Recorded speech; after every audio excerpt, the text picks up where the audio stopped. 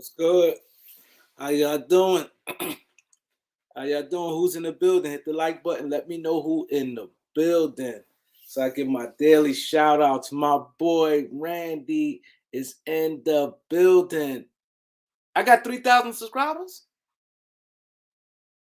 Hold on, let me check. Hold up. Let me check. Wow, I didn't even know that. Hold up, let me check. Wow. Damn, I didn't even know that, bro. My boy Randy dropped a bomb on me. Let me see. Wow, I didn't even know that. Damn. I had to get on my job. Wow, 3006. Thank you, bro. I didn't even know that, bro. Salute. I want to give my shout outs. But my boy Randy said I got 3. I didn't even realize it. Cause I'm running around, you know. My boy, see you later in the building. My boy Florida boy is in the building. Elder is in the building. Eric Kwan is in the building. Nico is in the building. That's right. Don't forget to leave a like and subscribe. Don't forget that. Wow. Damn. Y'all really caught me off guard with that one. The boy, I think I said I'm gonna get the thanks of Felicia. Dre, what up? They caught me off guard with that one. I forgot all about it. I'm running around. I see Randy like congrats on 3,000. Hey yo, Trevor said I told you I'm off the Henny. Yo, whoever make that account is funny as hell right there, man. George Goober was good. Elder, you ready? QF was good, bro. I didn't even know that, man. And I forgot. I was supposed to bring my bottle and man, I ain't prepared, man. Man, I totally forgot about it. 3,000 is a milestone to me. Like, you know, maybe 1,000 to me is good. Like this to get people on. That's why I'm very appreciative. Baller's Life was good, bro. I'm very appreciative. This is not easy, man. This is not easy. Some people is like a natural to them because that's them. To me, it's not a natural to me. What's make it good for me is because I know sports, but far as me doing this, I'm not a natural. Thanks, Eric. Thanks, QF. Yeah. I was just telling them, man, I reached a milestone just I didn't even realize it. Yeah, I said something in your other video too when I saw Wow. it. I ain't Yes, sir. yeah, I didn't even Congrats. realize because what happened, right?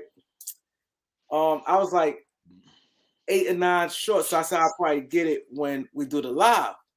Then I'm running around. I took a little quick nap. Then I said, "Oh, sweat!" I had to say, you know, give the props to Trevor Lane because one thing as men, when you speak on something and someone, you know, respond back, it's only right you acknowledge that. Like, you know what I mean? I don't want to just Yeah. leave it at that sour note as I just spoke on something, you know, and didn't give the guy time. Yes, sir. You've been looking forward to this? I got to put this up. He said he's been looking forward to this all day. I appreciate that, Jose. Cool, my brother. Salute. Salute. Ready to get One after couple.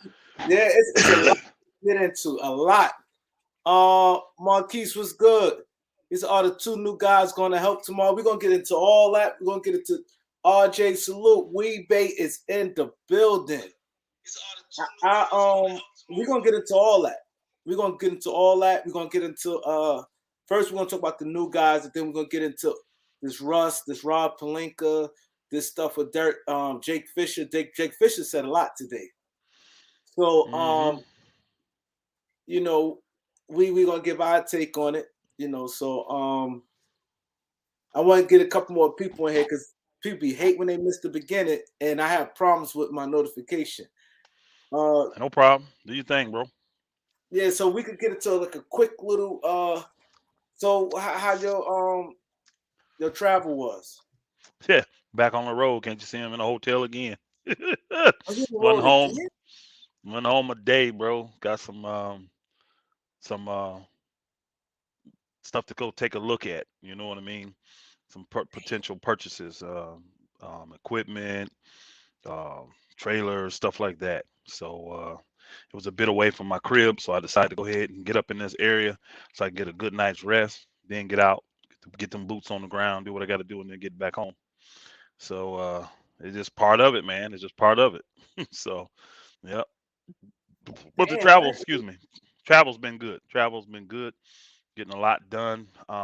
People have no idea what it takes to like start a community or run a community or keep a community going, and as your community grow, getting the right things, and then dealing with issues that come up in the community. So um, it's a daily grind, bro. It ain't no joke. I ain't complaining at all, as you can tell. No, I'm a but servant.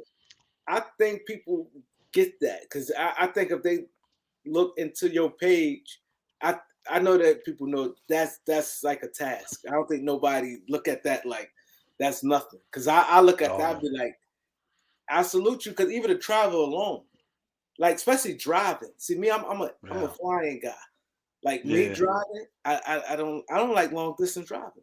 Like even going to Philadelphia, I don't like doing that drive. And that's only That's two what, hours. 3 hours? That's only Two hours. 2 hours. And I don't like Yeah. doing that drive. It's So because you got to drive through the cities, though. Getting out of New York probably take you an hour.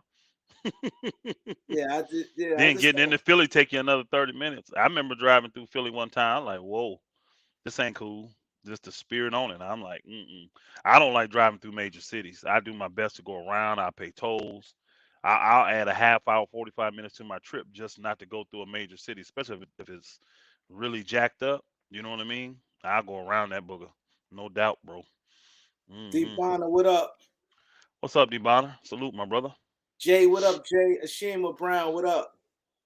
Yeah, Mm. so that driving, like I can't, like for instance, if somebody tell me they say, yo, Doc, let's go to DC, I'd say when. They say right now, I couldn't do it. Like just pick up and drive 4 hours to DC, 4 hours from me. To pick up and do 4 hours, I can't do it. I had to I do 4 prepare. hours in my sleep. A lot of people do that. Like I got friends, Yeah, like that's nothing. I had to I can do prepare 4 hours for, in my sleep. for that. I had to prepare Yeah, for it. I need I to don't like to prepare like for long distance stuff. 14 or 16 hours or 18 hours. I got to prepare for that. But other than the 4 hour, I do that in my sleep. Hmm. See, when you live in the country, you get used to driving a lot more because for me to get to anything major is going to take close to an hour, 45 minutes to an hour. So round trip, that's 2 hours right there. You know. So yeah, I'd rather it be that way though. Salute my brother from Valdosta, Cato Hitson. Salute my brother. Salute. Let's get Salute. the likes up for the more people so we can get into the show. And we already 8 minutes in. I'm gonna start at the 12-minute mark. I'm trying to Hey, get because a lot salute of J people don't Mar. get their notification. J Mar, what's good, bro? Salute my brother. Salute J Friends, Mar. what's good, friends? He said, Preach. What's up? he been driving since 9 a.m. I mean 9:30. How you doing, bro? Where you at? You on the West Coast or East Coast? Jose, where you at? West Coast or East Coast? Damn. Hey, J Mar, I was watching until I had to come on here. I was watching. They back in it now. They were down for a little bit, but they back in it now. It's a one Oh, point game. Philadelphia. He's asked me, do I watch a real big man in MB, which oh he yeah, I is. see He's it. I see he's it. he's leading right now to me in the MVP. Um, Hold up, the Sixers no losing doubt. to the Knicks? It's 3 point game, bro. It's a 3 point game. They were down early, 10-12. You know how I do in NBA. Oh, Games the run. beginning of the game. Okay. Yeah, well, second quarter. I think the third quarter just started. It's like 9:30 in the third quarter. So they down six now. Yeah, because they just hit another three. 67-61. So, J hmm, Mar, appreciate the donation, brother. Appreciate that. Oh, he in the West yes, Coast, sir. California. He in the West Coast. Up north and back south a few times. Oh, he up the coastline then. Yeah. I hear that's beautiful driving though. I ain't never been to Cali. That's one of the few states I ain't never been to. I actually have no intentions of ever going to Cali unless I got to. If I just have to, I'll go. But that's one state I have no intentions of ever going into. J Mar, definitely appreciate that, bro. Tony Lee was good. Alex Gonzalez was good. Trayvon was good. Salute, Alex. Appreciate you, Side my brother. 88 was good. Huh? Tim was good. Tim. Tokyo was good. Um, Charleston White. I love to get Charleston White, but he a little Hollywood right now, no. But I definitely try to get Charleston White. Oh yeah, baller's life. I'm on the Alabama border. I'm 7 miles from Alabama, where I live in Georgia, in the mountainous area, and Maryland. We have an assembly there, um, so I go there often. Um, yeah, I go there often. So yeah, I make that trip all the time. hmm But how many times do you sing to your wives? Because that's why you had an edge in the talent show. I still voted for you though. Appreciate you, Myron. I'm singing all the time, man. I keep a song in my heart, so I'm singing all the time. You know, and they can get these vocals anytime they want them. They know how it works. They know how it works. So they love singing too. They love singing too. Now one of them, she can sing. She right there with me. Y'all see her if you go to our page, the Straightway Truth page, and see some of our songs we do. She's up there on the stage with me. But my other two, I would say they make what they call a joyful noise. Loyalty They love Films singing was though. good, bro. Salute, Myron loyalty, Jones was salute, good. Oh, Myron, salute. Ball is Loy- life. uh, Planet Randy got Elder YouTube channel up right here. Um, Cool. Myron Jones, are you the one who Ticket TV be talking about? Yeah, that's Myron. With him? Oh, okay. Yeah, that's my brother. That's my boy Myron. Oh, okay, okay. I Salute, always Big hear him Bronner. talk about him and Ford, salute, CJ. my brother. Salute. Yeah, because they love LeBron. That's why Ticket give to Oh, him, okay, bro. okay. I always hear him talk about them. Salute, Swoon, what's EJ. good, Salute. Swoon? Sandra, what's up? EJ, what's good? Bless you, baby girl. How you doing? All right, so now we're going we to it. I want to talk about first the loyalty. He want to ask you about he said we'll answer one question, then we'll get to the show. He said, please talk about Austin Reeves stealing minutes. I think I heard this conversation going on somewhere the other day. I don't agree with it. He's not stealing minutes. He need more minutes, honestly. I would actually have Austin Reeves pegged to be my starting two guard for the Lakers next year. So I would get him as many minutes as I can get him. Yep. He's I super disagree. I smart. started a two guard. I know. He said next year, nah, he's not starting caliber to me. Like Well, I the, would have him ready by next year. I would, because the things he's missing, they're easily to correct over the summer. He gets more strength and more endurance. He gets in better shape. Like real true NBA shape, and gets some strength. He's young. His body's gonna grow too. That cat gonna be a that's killer, man. me. If he's not starting lineup, that means our team is not good, and that's a scary sight.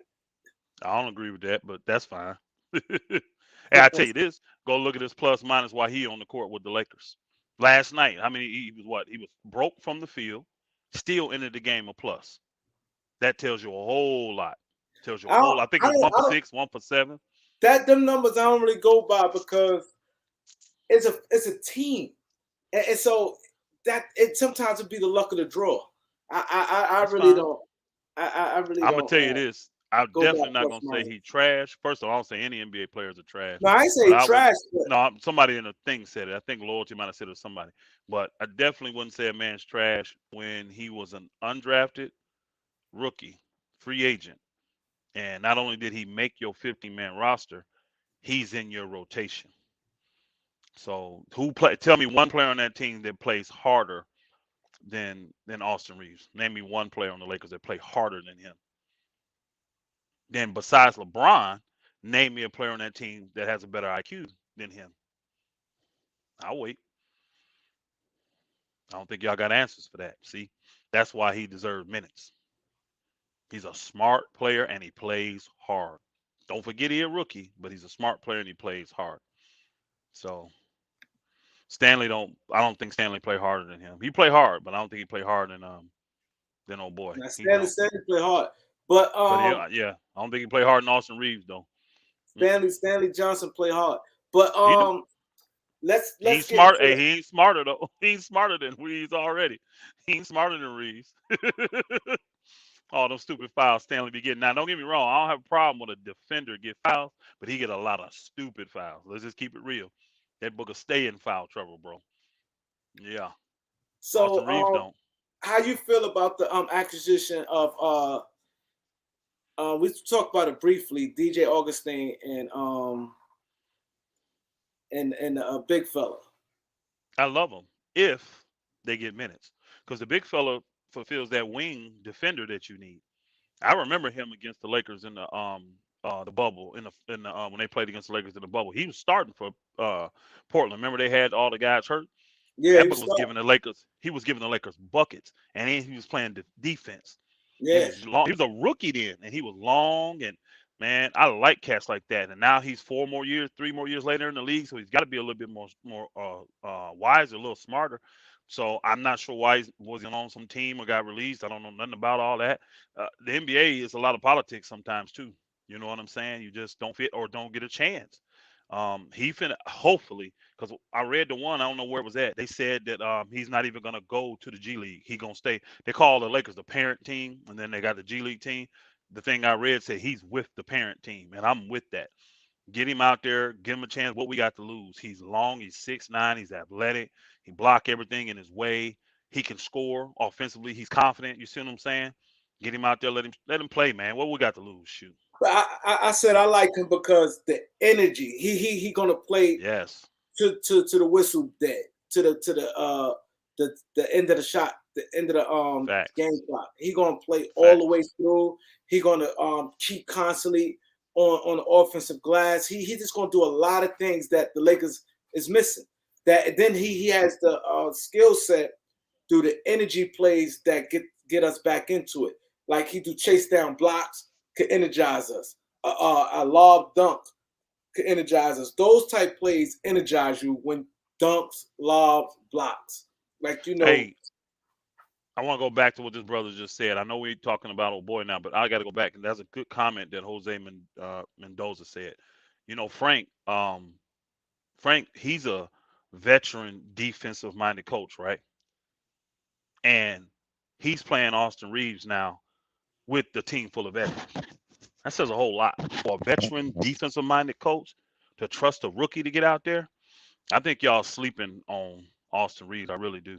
Y'all got probably way too high expectations of a undrafted rookie, but I think y'all really sleeping on Austin Reeves. I mean, his numbers are better than what's his name that we say he compared to as a player Caruso. over in Charlotte. No, in Charlotte. That's the Oh, compare player comp. Gordon Hayward. Yeah, he got Gordon Hayward type of skills written all over him, in my opinion. And when you look at what Gordon Hayward did his rookie year as a lottery draft pick, and compared to what this kid doing, shoot, man, I think y'all sleeping on him. I really do. So, and he's the type of guy that whatever you tell him, he'll go put the work in over the summer and do it. He got to get his footwork down. He got to get stronger, and he got to get more confidence in that jump shot. But I think with strength and footwork, he'll get it. And then in the process of that footwork, do the ball handling at the same time, where you can handle the ball and your footwork at the same time. Do those type of drills that work on both at the same time. He gets his ball handling down a little bit better, and that footwork down defensively. Shoot, and that strength, just that strength is gonna come with age. But get in that weight room, really, he should come back about 10 pounds heavier, and it should all be muscle. But he got to stand that weight. I mean that shot, so his shot don't fall off. He got to get up another 500,000 shots after lifting. But I like that. That I see a lot in that kid. I see a lot in him, and he got hurt. He got hurt. You know. But we can get back to the other thing. I'm sorry. I like this comment. Yeah, no, it's all good. So what you was I was asking about uh Weldon Gabriel. Oh, you spoke on him. So DJ Yeah, I did. Augustine. I So like him what you too. He's a solid pro, solid vet. I mean, he's not gonna give us much defensively, but I think that he'll try. He'll give the effort. I think he'll stay in position more than Westbrook will. You know what I'm saying? And that's all we really need on the defensive end. Just do your rotations. Don't let your man blow by you and then follow behind him for rebounds all the dang time. try to make up for it, try to cut him off, try to turn him, do whatever you got to do. Make the rotation. If you dropping him off, go cover for the other dude. You see what I'm saying? We're not getting that out of Westbrook, and I think we'll get that out of him. And then he's a much better shooter. He's just a think about the threat. Like, did you watch the game close last night? As soon as Westbrook would touch the ball, everybody would back up. As Yeah. soon as he got it, they like embarrassed him and dared this booger to shoot. And he hesitated and did all this kind of stuff. And that's why he's 5 of 17, man. Now with old boy, I guarantee they won't do that. And now No, when they they can got to do step up, when they got to step up on him, that opens up the floor. Westbrook lets everybody on every team pack the ball in the paint. You know how hard it is for a big man to do anything when the paint is already packed? You know how hard it is for a guard that can penetrate like a LeBron or Monk or any of these guys when the THT, when the paint is already packed? Now you put a guy out there that can stroke it because he, 38% for a career? He's always been able to shoot. Don't let him get hot. So I'm looking forward to him getting out there. My thing is, Vogel, let him play. You already know what these scrub old dudes gonna do. Well, not scrubs, but these old dudes, you already know what they're gonna do. And, Give and, these and, dudes the minutes. and see, that's my thing. I feel right now the Lakers need a shot. When I mean a shot, a shot, a dose of energy. And I think that bringing those two along, you got to play them right away. I think if they play tomorrow, we're gonna win tomorrow. Because we need that energy, something new, something different. You know what I mean? We need that. If they both play at least 20 minutes tomorrow, I guarantee we'll win.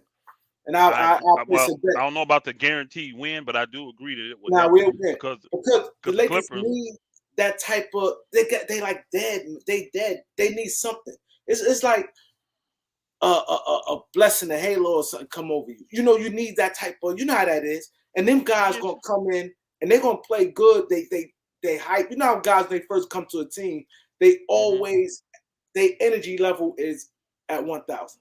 So I think that's the best thing for the Lakers to do. That energy from the gate. You know, bring them two guys in. I think they're gonna be a major impact. But you got to play them. I can see Gabriel playing because, as we see, we can't play Braun at center. We cannot do that. I'm not like him at center. And the Clippers, Clippers realize, you see, they always play Hockenstein, and they got Zubac back. We can't. So I definitely think what's his name gonna play tomorrow, Gabriel. I definitely see him playing. What's his name played? The White played really good because those are really two traditional centers, and Hockenstein, whatever his name is, and Zubac. So I see Dwight getting minutes tomorrow. Now people were mad that Dwight didn't get a ton of minutes against Dallas, but Dallas don't have traditional centers. Them guys are not traditional centers, and they run, bro. They run and they're athletic. Both of them guys can. You saw them oops and bro. Them cats can fly. So I see why he didn't really want to give Dwight a lot of minutes because these guys they can play the pick and roll on the defensive end. Dwight can't. He's horrible at the pick and roll. And then on the other side of it, they gonna run to the basket, so they're gonna tire Dwight out. I thought it was a good move, not really truly playing Dwight a lot of minutes. I really did. I thought it was. But Dwight, like you said, he gonna play. Last game he played 26 minutes. If he gonna play 26 minutes, Gabriel need to play the rest. I don't want to see Braun playing 1 minute at center. I don't. Because Ty Lue is exploiting that matchup. He keep exploiting that matchup. He wants that. Because I remember the other, not this one, the game before, Hockenstein scored like 3 straight baskets on Braun. Easy. We can't have him at center. But Braun ain't. Let's just keep it real. Braun ain't playing no defense anyway. It don't matter who the hell he guard. He's not playing no D, bro. Let's just keep it real. Which again, I'm not tripping. As long as he can give me what he give at 25, 30, I need to try to find ways to hide him defensively and let him roam. That's literally what I think a good coach should do. But I think Vogel would do that. He don't have the personnel to do it though. He really doesn't. The young guys are cool, but they can't play the whole game. You can't play those young guys the whole game. They'll foul out. You see how many fouls they had last night? They'll just fall out. So you got to play the veterans some. And when the veterans in there, you're done. You're toast. It's over for you. No, you played him, but I'm saying you got to play Gabriel. If you're going to play Howard 26 minutes, you can play Gabriel easier than 20 minutes. Easy. I agree. It's his first game, though. It's his first game. Be hyped. Hopefully he don't foul out too. You know, a lot of fuck guys get fouls like that early. And then the Clippers, they just a team full of bigs and wings, bro. They got a lot of quality wings on the Clippers, and they got some quality big men. And Morris that's the best roster money can buy. Yeah. Morris always does. But it'd be nice though to have a defensive guy on him at the end of the game. Like have Morris take that shot over Gabriel. See, Yeah, Gabriel going to contest that shot. He's 6'9" with long arms. That's a much more difficult shot for Morris to get off if he got Gabriel on him. You exactly. know, and now Morris have to go in his bag and try to pump fake, get him to do something stupid. But that's a tough shot when Morris gathering and he do that lean back. You know he's shooting in. Gabriel can actually reach that ball and block it, or make him shoot it. Contest it, alter it. He can do that. Nobody else on our team has the ability to do that except Anthony Davis, and he ain't out there. He's not out there. So yeah, we needed a quality wing. And remember, I kept saying a guy that can play power forward. This guy can play that. He Yeah, can yeah, shoot. yeah, He's a decent shoot. He's a threat at shooting, no yeah, doubt yeah. about it. He can get to the basket. He'll take off on you. I remember watching this dude when we were playing against Portland in the finals. I was like, I mean, against Portland in the bubble. I'm like, who is this cat? You don't remember him at Kentucky? No, I honestly I don't watch a lot of college basketball anymore at all. I don't. Not even guys I know, because a lot of my guys I know their children are playing, and because one of my brothers from my hometown, and we went to the same high school and everything together. His son, probably one of the best players on Kentucky, but I don't watch him. I don't watch him at all. Well, I want to touch on something, right? And I want to really wait to the show because when we got Gabriel and when we ended the show last time, and we was still saying pretty much saying the same thing, and someone said to me, they was like, if he was so good, why he bounced around different teams? Now, and this what I want to say, and you could piggyback off it. Like you said earlier, it's politics. Sometimes in the NBA works like this: a team may already have uh 14 guaranteed roster spots, right? And they might not want him because they may have a log jam at that position. Not that he might not be good. That could be one reason. The log jam. They may be like, damn, we got 14 guaranteed. We don't need another big guy. Even though he playing good in our camp and he playing good, we need a ball handler. So that be reasons. It'd be different reasons why players don't be on teams. Like there's a lot of stuff behind the scenes. It'd be hmm just a lot of little things behind the scenes that stop sometimes players travel on different. It could be little knick-knack injuries. It could be yep. sometimes attitude. It's a lot of different things why players don't stick, and you see players move around. But sometimes it's not really the talent. I believe that brother, because I remember they said he got hurt with what's the name in Portland. Remember they had a bunch of bigs, and a bunch of their bigs were hurt. So you come in and getting hurt too as a rookie, they're just not going to tolerate it from you when they've already got all this money out there. Because I think they had the one guy, the man Collins, and I'm starting to think of all their bigs they had that were getting hurt. They like, look, we're not going to just have a Yeah, a bunch lot of of it. bigs that's hurt. So they end up letting them go, and then these other teams, it's just opportunity, y'all. Honestly, it's a lot of times the opportunity just not there.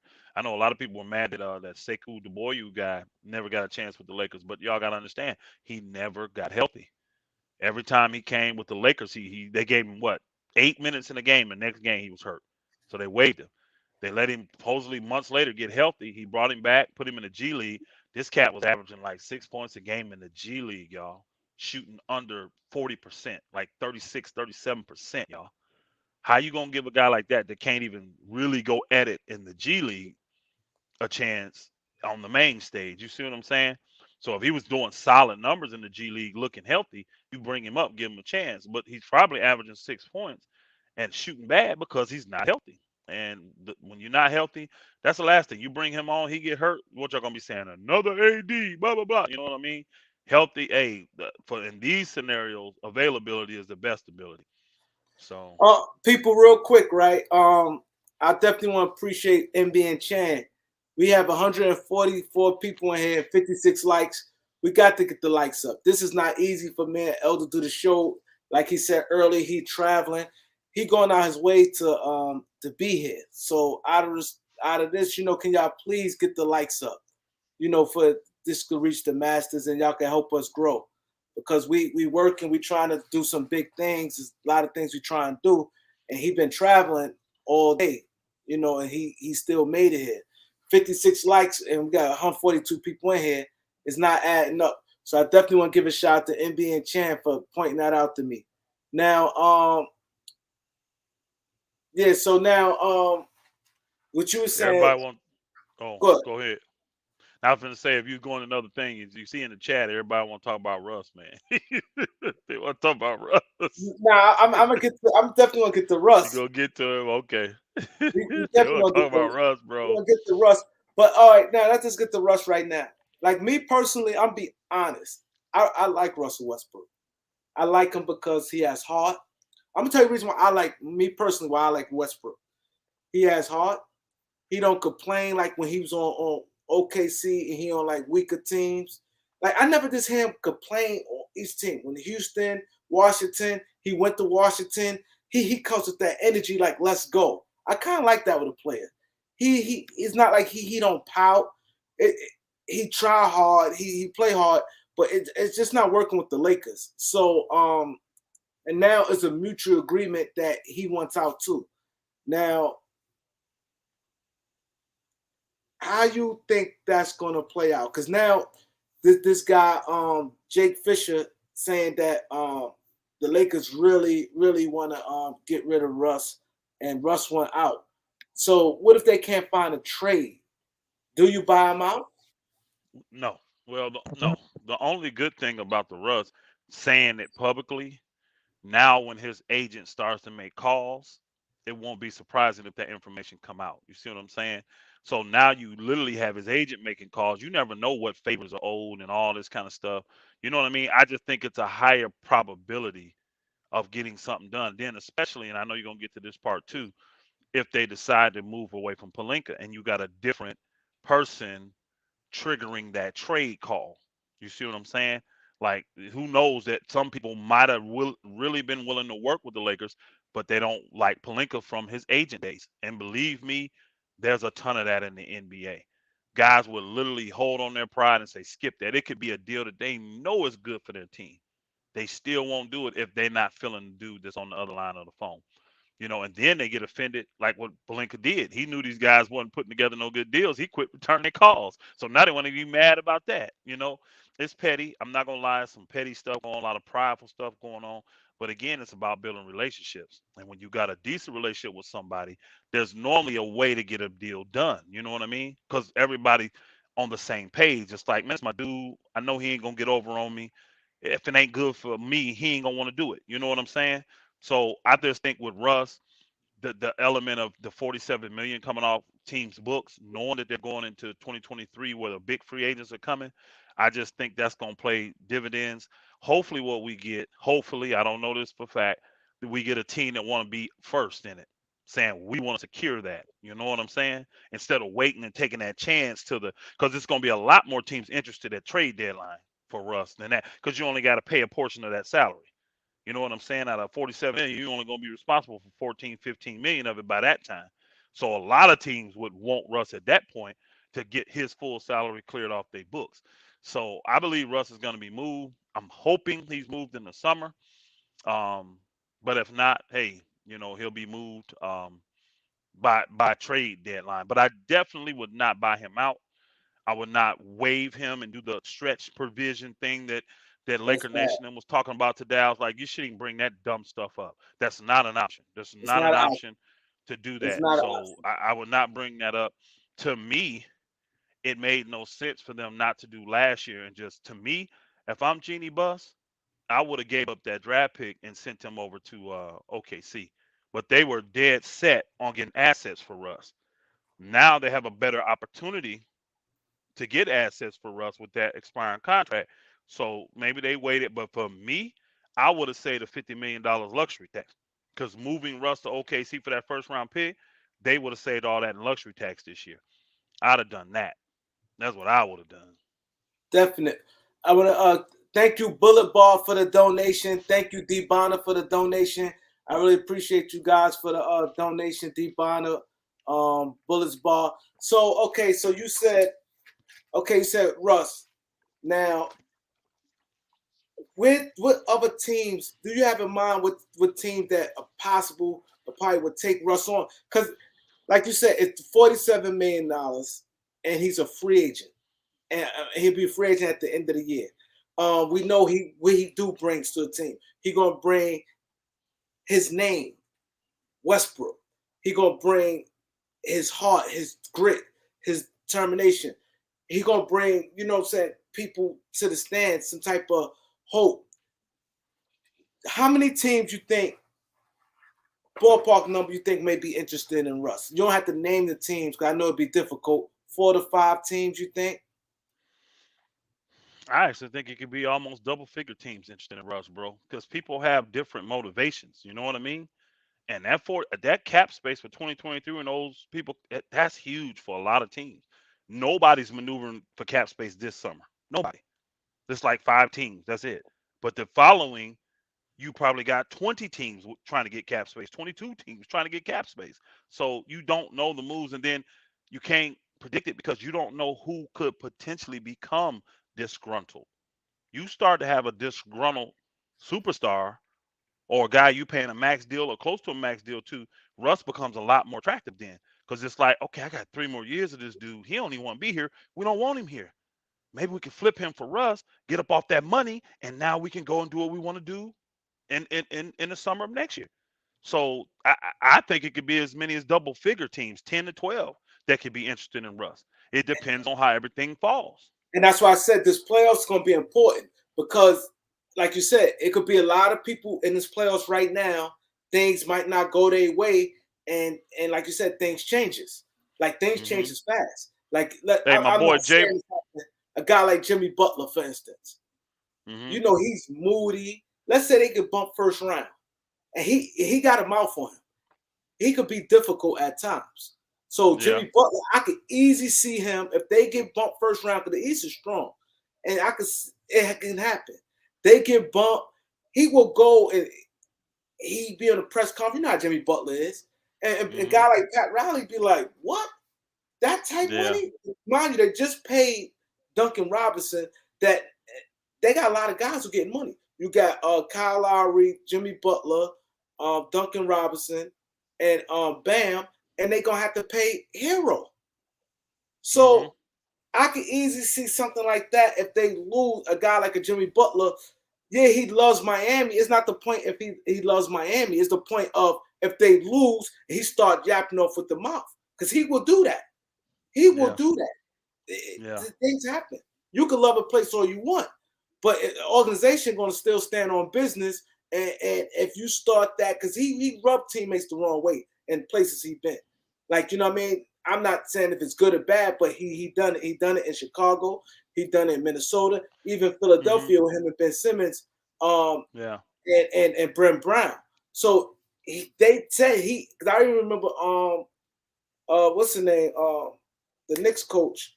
He said he'd love him, but he said he's not the easiest guy to, you know what I mean? He had him, he Yeah. said what made it works for him because he had him from the gate, from Yeah. when he was on the To bench. to be, and I understand you just using Jimmy as a potential option. You know what I mean? Something Yeah, like yeah. that. But like my guy Jay Mar, he made a good point down in there. Maybe we were talking about we don't know how people move. Remember, Harden made it clear he wanted to go to Philly first, but because of the Daryl Morey situation, Houston would not even consider dealing with Philly because Daryl Morey was there. You see what I'm saying? So he had to literally go to Brooklyn just to get to Philly. Same way with Russ. He had to go from Houston to Washington just to get to LA. So that's the stuff I'm talking about. There could be a guy that just got moved and he in a place he really don't want to be and he trying to get to the Lakers. He trying to get to LA. You see what I'm saying? That's why I'm saying there's so many teams. Tell me this: what team can't use 47 million cap space? There's not one team in the league that don't need 47 million dollars of cap space. And all you'd have to do is take a guy in, you know what I'm saying, and then play him the rest of the year or buy him out. You could take him in, buy him out. You know, Cause if you don't want to put him on the court. and you're right about that. Cause think about this. The reality is this. Let's just take Miami for instance, right? Hmm Now they lose first round, regardless. People say these billionaire guys, it doesn't matter. Kyle Lowry, 35, would be 36 years old with 30 something million. Jimmy Butler is 33, I think 33 with 30 million. Um, um, the guy Bam is young. Yeah. Bam getting close to 30, and Duncan Robinson getting 20. And then you got to pay Hero. I think Hero is going to be a free agent this year. Max deal. He want a That's a max lot deal, of bro. money. And then Yep. teams want to come off money. So that's what a lot, because someone said y'all like talking, they ain't saying this live. One of them live, they said y'all like talking the money aspect of it. But that is the key to the NBA. That is The very business important. first. There's It's the business business first to them. first. It's Yeah. always going to be that. And so that's Mhm. why when we saying these moves, like I said, it could be a lot of guys, teams going to probably want to get off like, yo, I can't. Like, I thought I could stomach it, but can't. Let's just say, for instance, I'm not saying it's going to happen. Let's say Denver, for instance, they flame out, right? And let's say a guy like Michael Porter Jr., they probably like, I think we made a mistake paying this guy this type money. We could win with Jamal, Joker, and we got the young kid Bones Highland, and you know they draft pretty well, and, Yeah, and Aaron Gordon, Aaron Gordon. So they might be like it. Morris. It Yep. might be worth it. You see what I'm saying? So things can happen along the way. His that money, like I said, looks beautiful. I don't think the Lakers going to be interested in Tobias Harris because I don't think right now, especially they're gonna want to try to get another big name or probably gonna want to spread that money out. I just don't see Lakers gonna want Tobias Harris right now. I doubt it. You know the only way I can see him wanting him? Say LeBron re-up. Because then their contracts match. Because he only got 2 years left on the contract after this year. So say LeBron decides to go ahead and do a 2 year, 1 year, the second year of player option, and you can match up Tobias's contract with LeBron's. Because if you re-sign LeBron, you eating up your cap space for 2023. So you might as well go ahead and start getting players. You see what I'm saying? So if say like LeBron go ahead and re-up this summer, then they do the trade for Tobias Harris, their contracts match up. Anthony Davis would have 1 more year left, and the Tobias and LeBron's contract will come off the books at that point. Now, to me, I'm interested in Tobias Harris if I'm the Lakers. I am, because even in the role that he's in, the brother's still putting up 18, 6, 4, playing hella D. He's about to turn 30. We need a quality wing. If you look at these teams are loaded with quality wings. We don't have that. We got LeBron and Carmelo. And Ariza. Our wings literally average. I'm talking about real true wings. They literally average 37 years old, bro. No, we gotta get younger at that wing position. And people say, well, you got Stanley Johnson. He's 6'6". Hillbilly Coley's 6'5". That's not true wings. Really, they're not. You want a guy that's 6'7", 6'8", 6'9", 6'10". That's who you want in your wing positions. And Tobias is what, 6'8", 6'9"? 6'8". So I'm interested. If that gets me off Russ contract, now mind you, Russ makes more money. So we're probably looking at another player involved in there. You see what I'm saying? We may have an opportunity to get another player in there. So, but I tell you this, I'm not interested if it costs me 2 draft picks. No. I'm not giving up 2 draft picks to get Tobias Harris and get off Russ deal. The I'm really reason not. I would have a problem with that with Tobias Harris, because I think that put us in the same position we're in now with 3 big contracts and a bunch of minimum guys. I would rather spread them that 47 million. I'd rather get 3 guys. You could get guys 3 $15 million players. Because $15 million players is guys like Will Barton, those type guys at that range. Because I don't want to go back in this situation where we top heavy, 3 big contracts, and then a bunch of minimum contracts. I think it's gonna hurt us, because then especially LeBron is older. Now with a young LeBron, I think it's easier to do, because you could deal with a younger LeBron, a top heavy. But LeBron older, you can't deal with a top heavy team with LeBron James. You gotta have that balance. So I think it changes. I think it Harris. changes in my opinion, because right now you have 2 older guys that's at the end of their prime, and now you will switch it to 2 younger guys that's in the midst of their primes, in AD and Tobias. AD turning 28, Tobias turning 30.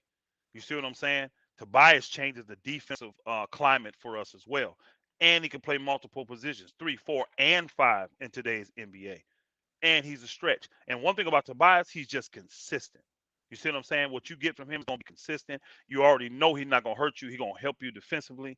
I personally, because it's only 2 years left after this year, I would take the chance. If I know that gets me off of Russ, I would take a chance with a guy like Tobias Harris. And like I said, there's like, 'cause Tobias making like 37 and a half.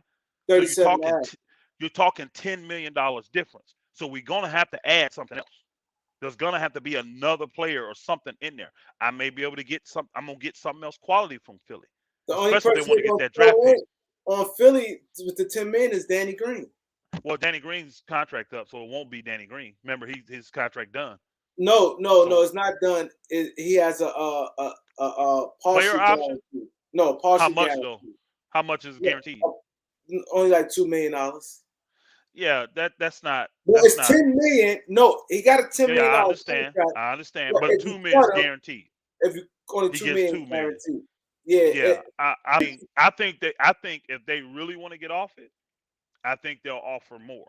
They'll offer something else because they got the one shooter, Corksmas, that they're not totally enamored with, and I think he makes $7 or $8 million. I'll take him. I really would. I'd take him, bro.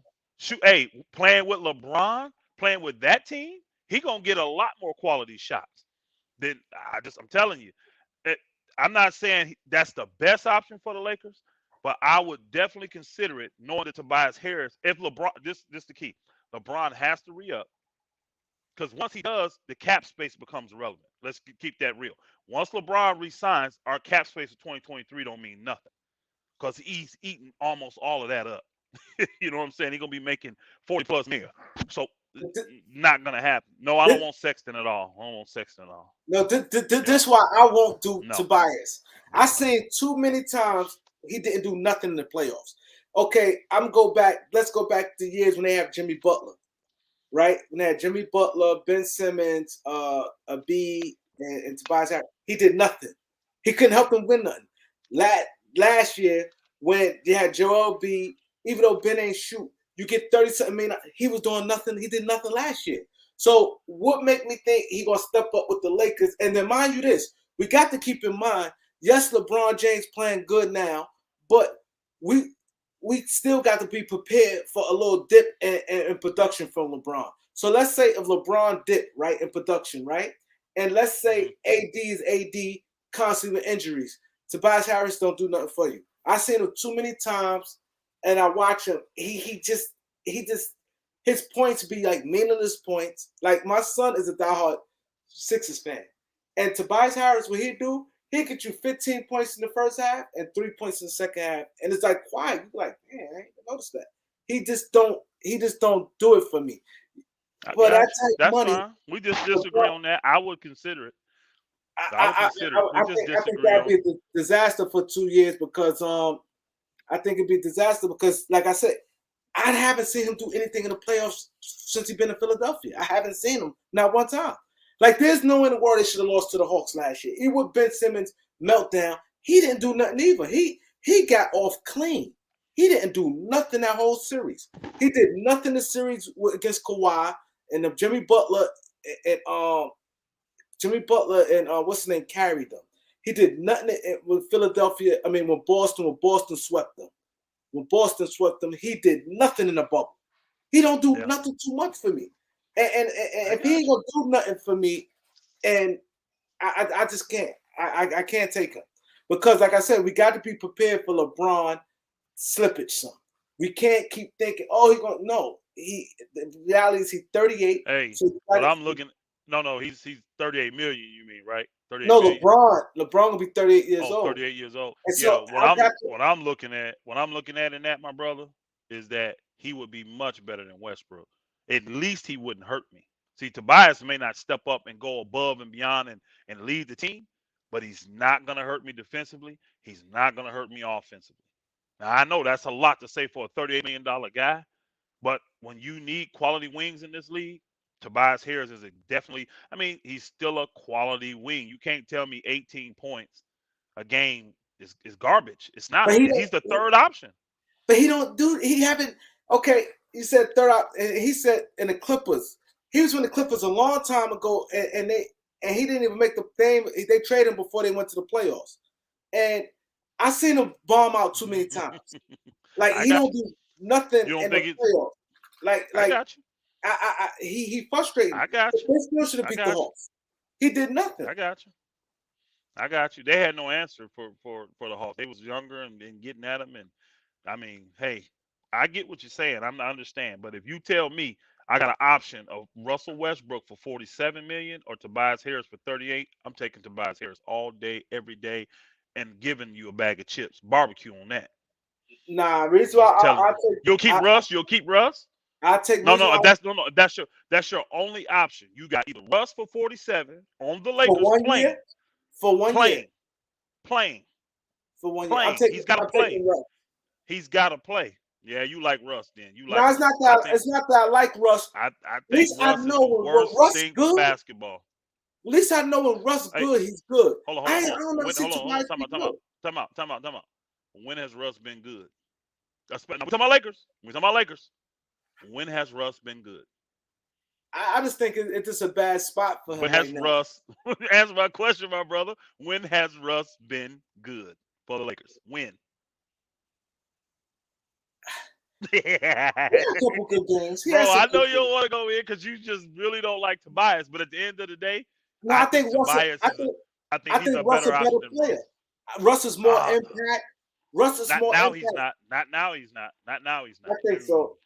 I think Russ Russ, in the playoffs. Russ bro. gonna give. I seen Tobias Harris flame out too many times, man. Hold on, bro. Russ is like the biggest meltdown star in the playoffs, bro. Come on, bro. He is horrible in the playoffs. Come on, bro. We ain't seen more epic fails in the playoffs than from Russell Westbrook. Please, bro. I'm glad we got a stat man in here tonight. But this don't. Kareem, hold on, he averages 18, 7, and 4 on 48% shooting from the field and 36% from three. That's what he's doing in Philly. But it's no. He do that every year in Philadelphia, but he do nothing in the playoffs. Russ don't do crap in the playoffs either. And not Go only look that, at Russ. Russ got them numbers with the Lakers right now. What numbers? Russ He got them. he ain't hold on, bro. He is not shooting 48% from the field, and he's No, definitely not shooting 36% from the three. no, he not. But to me, Russ more And impact. we don't want to add the turnovers. We don't want to add the bonehead plays, the stuff Tobias never does. We don't want to put that in there. Tobias just Bro, don't you do just that. hey, I'd hey rather Kareem, it's cool. Tobias It's do cool it that for you like 1 year. Russ better than him, bro. It's cool you like him better than him, but he is not a better fit for the Lakers. Tobias Harris is a better fit. I just don't see Tobias. Tobias ain't done nothing the whole time in Philadelphia. He been there. The whole time in Philadelphia, he never did nothing. He never did anything. So I'm gonna tell you this. Russ, he needs a specific situation. He does. Now I'm not telling you I watch Russ close, but I listen to the people that did watch him close, and then I'm watching him this year, and he's not getting better. It's not like Russ is not the type of player that's getting better as he gets older. You know, when you give Russ the show and just let him go out there and do what he do, because of his hustle, and you put him around a bunch of younger guys that play defense, he can lead you to the playoffs. But you're gonna get eliminated in the first round. So if you're content with that, then you take Russ. I'm not content with that. And I think Tobias Harris would give us a better option getting past the first round. Because again, we need quality wings more than we need a bad point guard. That point guard play from Russ is horrific. His shot selection is horrific. I watched that brother. What was it last night we played? Yeah, last night. I watched him on 3 consecutive plays. Nobody touched the ball. Nobody. And then in those 5 possessions, he scored one basket. He got bailed out on one on a crazy foul that they should have never gave him. And the other 3 might as well have been turnovers. Now I understand Russ is a Hall of Famer. He's an all-star, used to be all this stuff. He's the worst Hall of Famer all-star I've ever seen in my life. I've never seen a player like Russ ever in my life, ever. And I've been watching basketball 40 plus years. I've never seen a guy like Russ. I think his hustle and his tenacity, people give him a pass. But you got to look at the brass tacks of it. What has it led to as a team? It may be great for him individually, but what does it do for his team? And at the end of the day, you're getting a first round elimination. That's it. And if you're content with that from a $48 million, $47 million man, go get Russ. But me, I'm getting that book off my team. He hurts me so. Defensively watching him, bro, ain't no way I could be a teammate of Russ's. I'm telling you, me and Russ would fight, bro. I would be in his face in the locker room saying, "Nigga, look." I'd be pulling up the iPads, whatever they got. Look at this shit. Do this one more time, Russ. Do it one more time. Me and you gonna fight. Since you from LA and you tough, we gonna fight. Cause this you leaving me out to dry, sucker. Trying to get rebounds. I watch him. He literally will let the man walk around him, and then he runs behind him like slow pace, hoping that he shoots whatever, and just trying to get a rebound. He ain't even trying to play D. Russ is horrible, bro. That booger is, he's horrific. Now, I don't know what he was 12 years ago when he first came and 7 years ago when he was winning MVPs. He's horrible now. And Russ today, he couldn't play for me. Period. I would do him like they doing John Wall. But I definitely think it's going to be better options for the Lakers than Tobias Harris. I think that the Lakers be able to get be able to break. I want to, me personally, if it's not a star like a Jimmy Butler and nothing's come available, I'd rather break it down like 3 players like how we lost. I'd rather. You know who I would do? You know what I would do? What I would do is I would package Russ and THT and 2 first-round picks. That 2027 and the 2029, right? For Fox, Holmes, and Barnes. Give me all 3. Give me all 3. Oh yeah, I'll take Barnes, Holmes, and Fox. I'll give you 2 draft picks. You get a young guard to go in and replace Fox to help out there, and then you get Russ. $47 million falling off your books. Yeah. I'll give him 2 draft picks. I give him 2 first rounds for that because I think Holmes is worth a first round pick, and I definitely know Fox is worth a first round pick. Yeah, I do that. Because old boy's salary falling off this year. This is the last year of his salary. Barnes. So if he just don't work out, we ain't got nothing to worry about. Fox and Holmes is what we got to eat. Now, the only thing that would stop that is if AD says to me, "Man, these guys are this. I don't want to play with them dudes." That's a problem because they're the ones I'm packaging up to play with AD when LeBron go. I'm looking at a Fox, Holmes, AD, and 2. You see what I'm saying?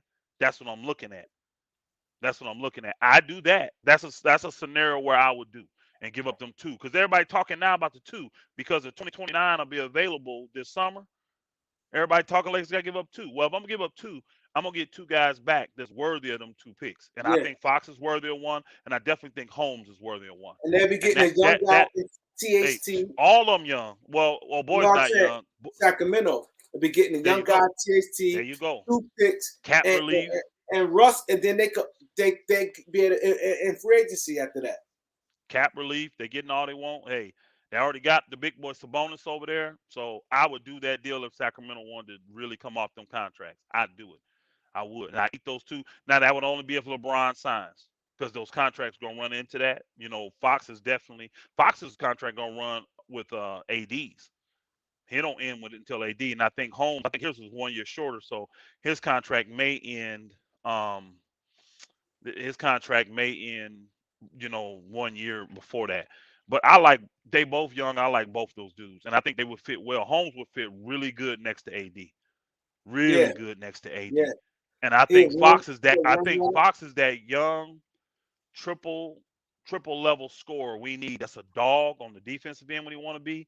And he ain't afraid of nothing offensively. He ain't afraid of nothing. If we got old boy last night in that deal, we may win that game. If we got Fox last night, we may win that game. Yeah, Fox, yeah. We may win that game.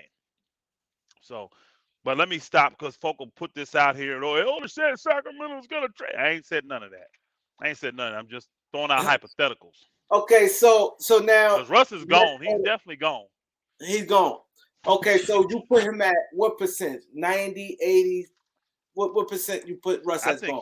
I think he's 100%. I just don't know when. I don't know if it's summer or if it's going to be what do you call it? Trade deadline. But I think it's 100%. He doesn't end the season with the Lakers. I don't even think he's gonna start the season. I think they're gonna. I think because the summertime's the best time, the willing and dealing. Because you got free agents, teams only gonna have maybe 6 or 7 guys on their roster. Some have like 9, so they have it's more flexibility. That's the best time to move a guy like Russ. During the season, it's harder, but during that summer where you don't have to worry about, you could do 3-for-1s easy. How we did 3-for-1. It's hard doing 3-for-1 in season. You can't do. That's fact. So So That's now to fact. the Coach Vogel. Now, where you put now the article out that he's gone. Now, I think he 100% gone. And with the reports is the Lakers don't want no first year coach. They want experienced coach. Where you think the Lakers is in your point of view? We all know we're just speculating, but who you see like a possible fit for the Lakers, and you being a long time Laker fan, what direction you think they may go in for this coach? I'd be lying to tell you that I've kind of studied that to see who could fit that bill. But what I believe from listening to what I'm hearing on the reports, there's probably inside info that the Lakers already know of certain coaches that's going to be available that are going to get fired, or like assistants that used to be that's looking to go somewhere. They got somebody in mind, and that's why they threw the information out there that they wanted to be a veteran coach, so that all these rumors of, oh well, this is a good guy that needs the opportunity, you'll hear that on Laker Nation and all that stuff all day if the Lakers don't come out before that and say we taking veterans. So now you got the public looking for veteran coaches. So if you're going to talk about it, talk about veterans. But I believe they did that knowing that there's someone in mind that if things don't go right, he's going to be fired. This dude is looking to relocate. He's been a head coach before. He's probably on somebody's bench. We think he'd work. You see what I'm saying? I don't know who though, because I have not looked carefully and hard and studied. I would have to look at teams that I think are going to make the playoffs that are underachieving, and they got guys. You know what I'm saying? Like I don't. People have been saying Thibodeau. I don't want him. I'm not gonna lie. Who? I don't want Thibodeau. No, Thibodeau. no. I don't want him. I don't want him. But people, that rumor's already started that if the Knicks don't get out of the first round, that Thibodeau's gone. And because they say he's gonna He's be not gone even making the anyways, because playoffs. yeah, I'm saying they think he's gonna be gone regardless because he don't get along with management. He don't do nothing management tells him to do. Yeah, I yeah. don't, and see, maybe they thinking we need a hard nosed coach like this to come in and really coach these veterans. Maybe the Lakers thinking that. You see what I'm saying? Maybe the Lakers are thinking that. Because what's one of the knocks on Vogel? He don't coach LeBron. He don't coach AD. He don't coach Russ. He don't coach these guys. Now I'm saying, hey George, I'm with you, bro. I don't want Tibbs. I'm just telling you what the rumors I'm hearing that's out there, that if Tibbs get fired, he's high on the Lakers list. And I hate to hear that. I really do. I hope that is just pure speculation. Hopefully that's somebody from the Knicks trying to get rid of Tibbs. You see what I'm saying? But there's no truth to it. I don't want Tibbs. I don't want old retreads. I don't mind it being I mean, you could say a veteran coach. Well, shoot, they could go hire the little point guard that was a coach for the Nets before old boy got the job. What was his name? Kenny Atkinson, No, the point guard, the black point guard, Jock Vaughn, somebody like that. That's a Jock veteran Vaughn. coach. I mean, I'm not saying go get Jock Vaughn. I'm not saying that, but I'm saying that's a veteran coach. He's already coached as a head coach before. I gotta look at the teams and see which teams will be looking to blow stuff up and who got savvy veterans on their bench already that could slide right in and maybe handle the pressure of being in LA and dealing with all these veterans. Because you're still gonna have a bunch of veterans. But I'm Not as gonna be many as this honest. year. You know what scares me to death? I'm gonna be honest. Everybody know What? I'm not a Doc Rivers fan, but it Oh no. scares me because the Lakers love big names, and if Philadelphia don't, they already said boom or bust. If they don't even go to the finals, I see them asking them, and, and and I do not want Doc, but I'm like, oh man, I could kind of like me being a Laker fan for years. The Lakers love big names. They like to get that splash, and Doc is that name.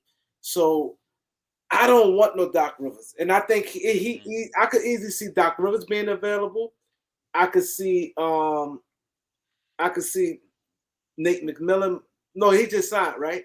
Dwayne Yeah. Casey, I could see may be available. I don't want Dwayne Casey. I don't like Kenny Atkinson either. A lot of people like him. I don't care for him. Honestly, I Who don't. else I could see be available? That's Stan supposed to Van not Gundy, gonna be Terry available. Stouts, hell no. Hell no. Them guys, Terry Stouts is horrible. I didn't like him in Portland, bro. I don't know why he stayed so long. He's horrible, and he definitely ain't gonna coach no What defense. about Definitely not. Utah coach? You think he'd be available?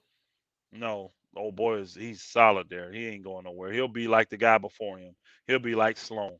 Yeah, He Derek ain't going Sloan. Yeah, nowhere. Derek Sloan. He ain't going nowhere, bro. I feel Handy is not going to be there because he's not a veteran coach.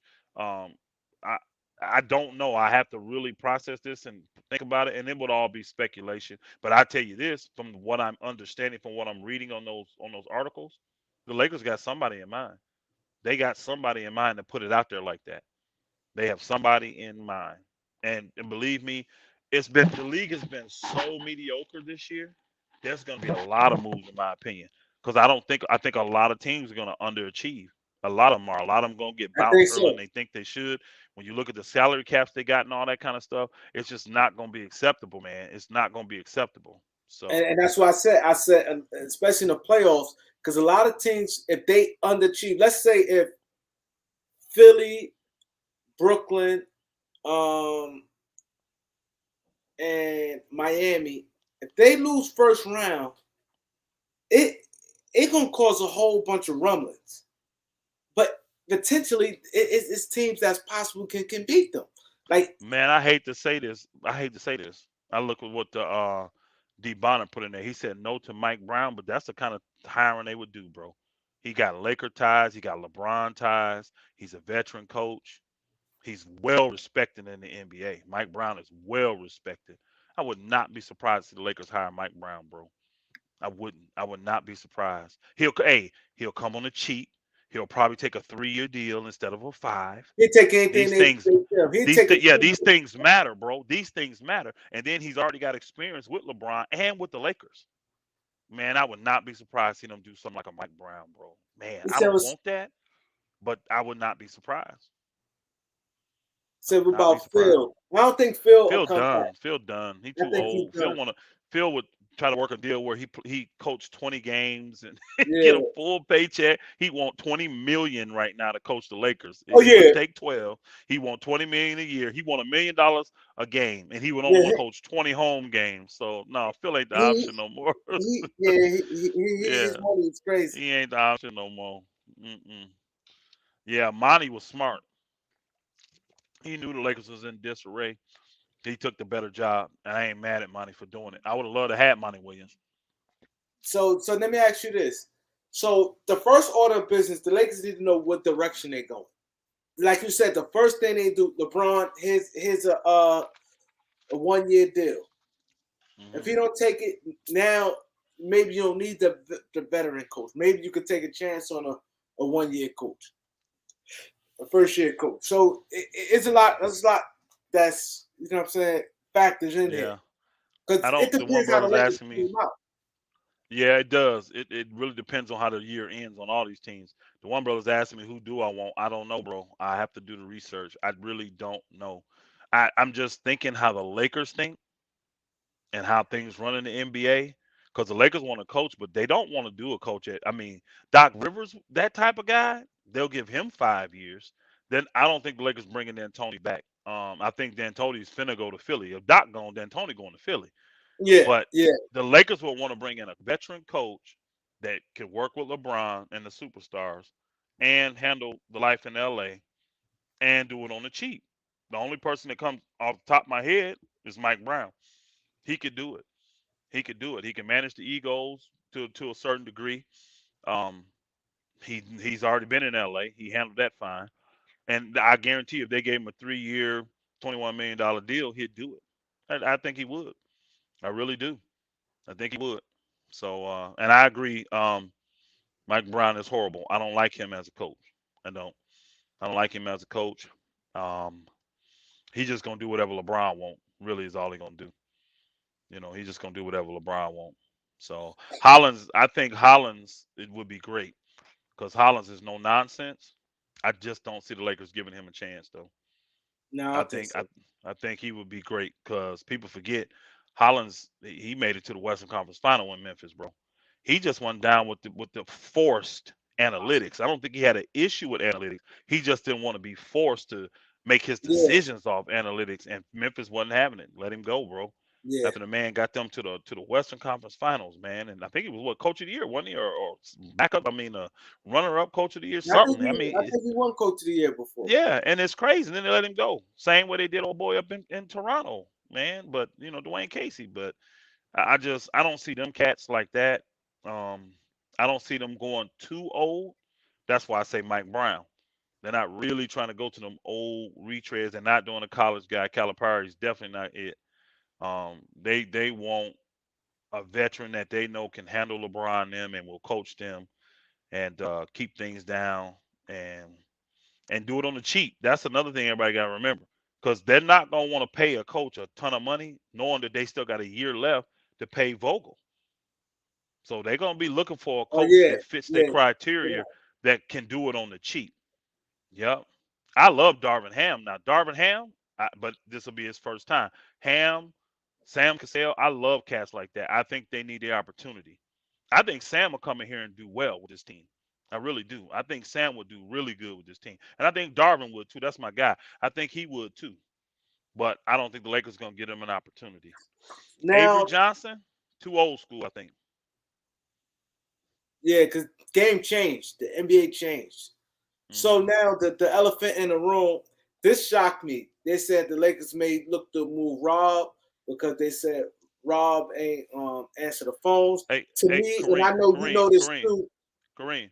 Before we go there, just I need to take a quick break. Go answer some questions in there because I want to hit this. I don't want to miss none of this. All Okay, right. on this Rob Palinka thing, but maybe answer some questions in there. Let me take a quick break. And I'll be right back. All right, so I'm gonna answer some questions. Who I'm gonna answer? He said Avery John. He said Sam Cassell. Nice job. Okay. Brad Stevens. Oh, Brad Stevens will be a hell of a. I like Brad Stevens. I like Brad Stevens. That is, but he has a position right now with the Celtics. He their general manager. So I, you know, I think that he kind of happy where he at. He stepped down from that position. So I think I like Brad Stevens though. Brad Stevens, I think so far was like the best name I heard.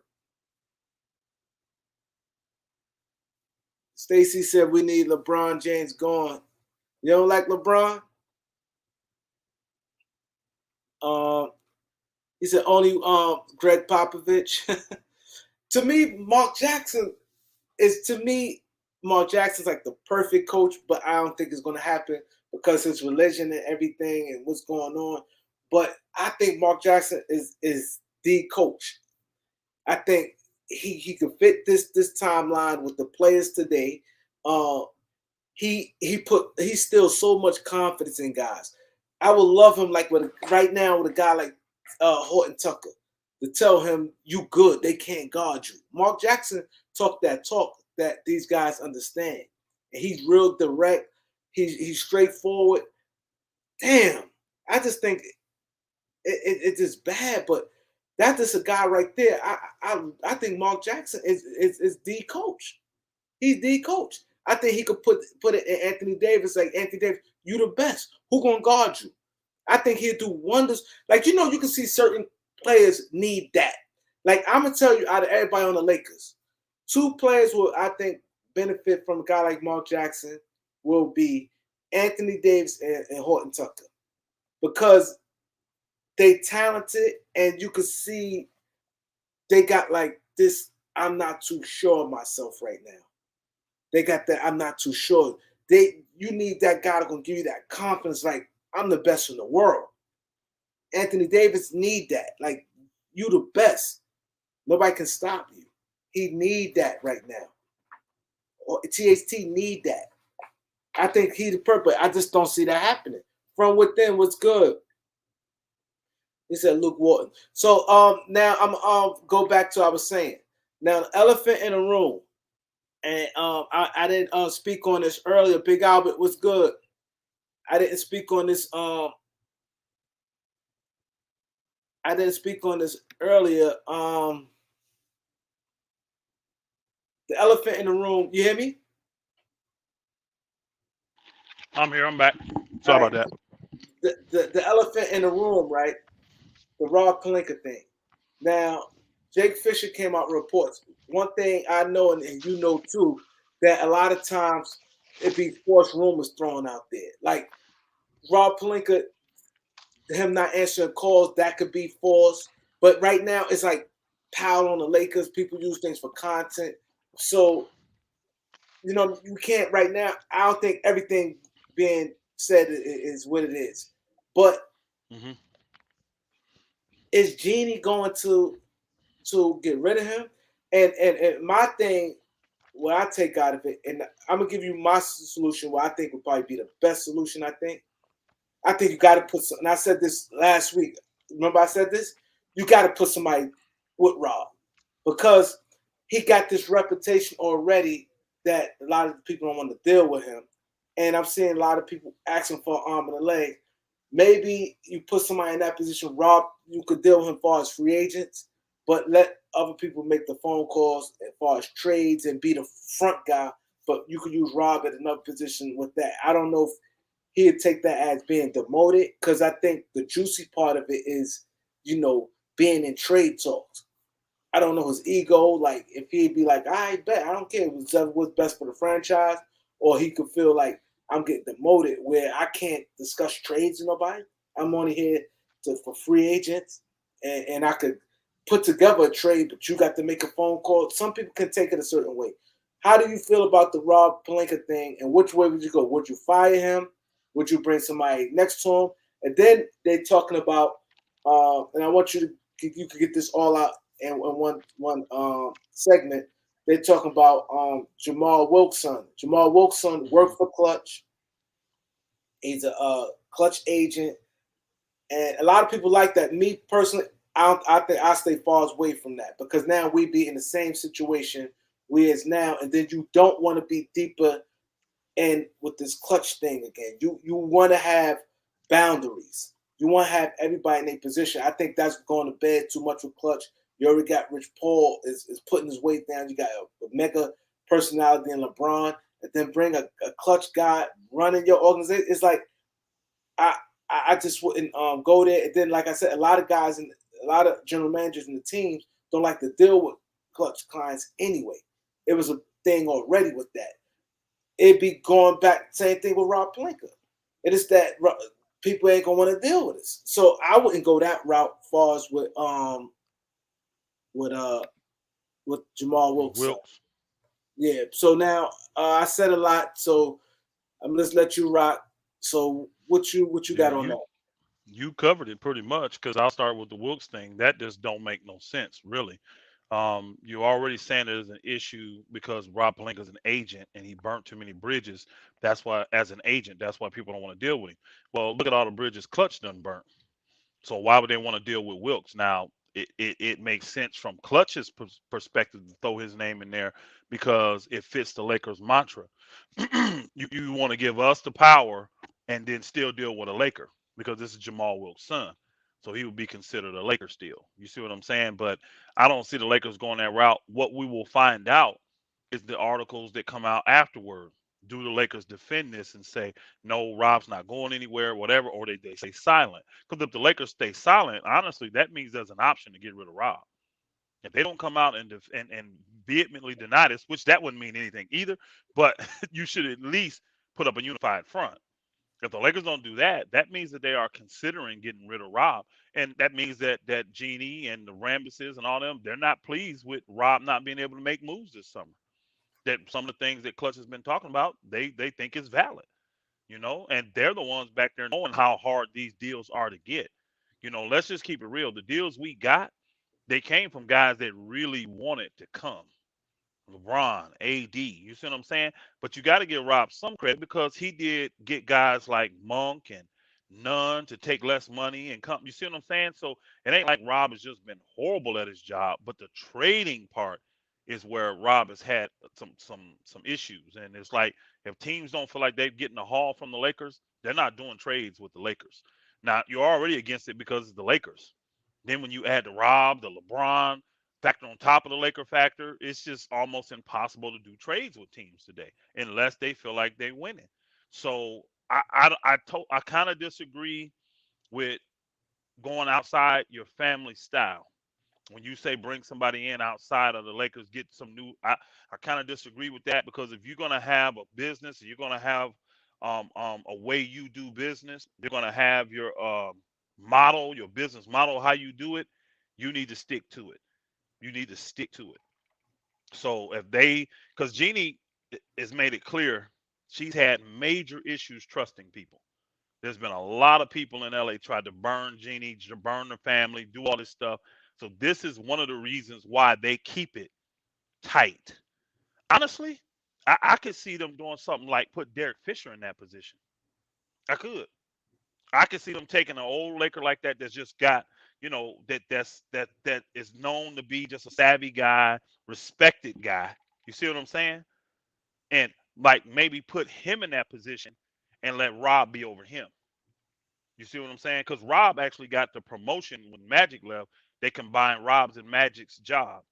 Now you just get Rob the general manager and then let old boy be over basketball operations and then he making the calls if he wants a job like that.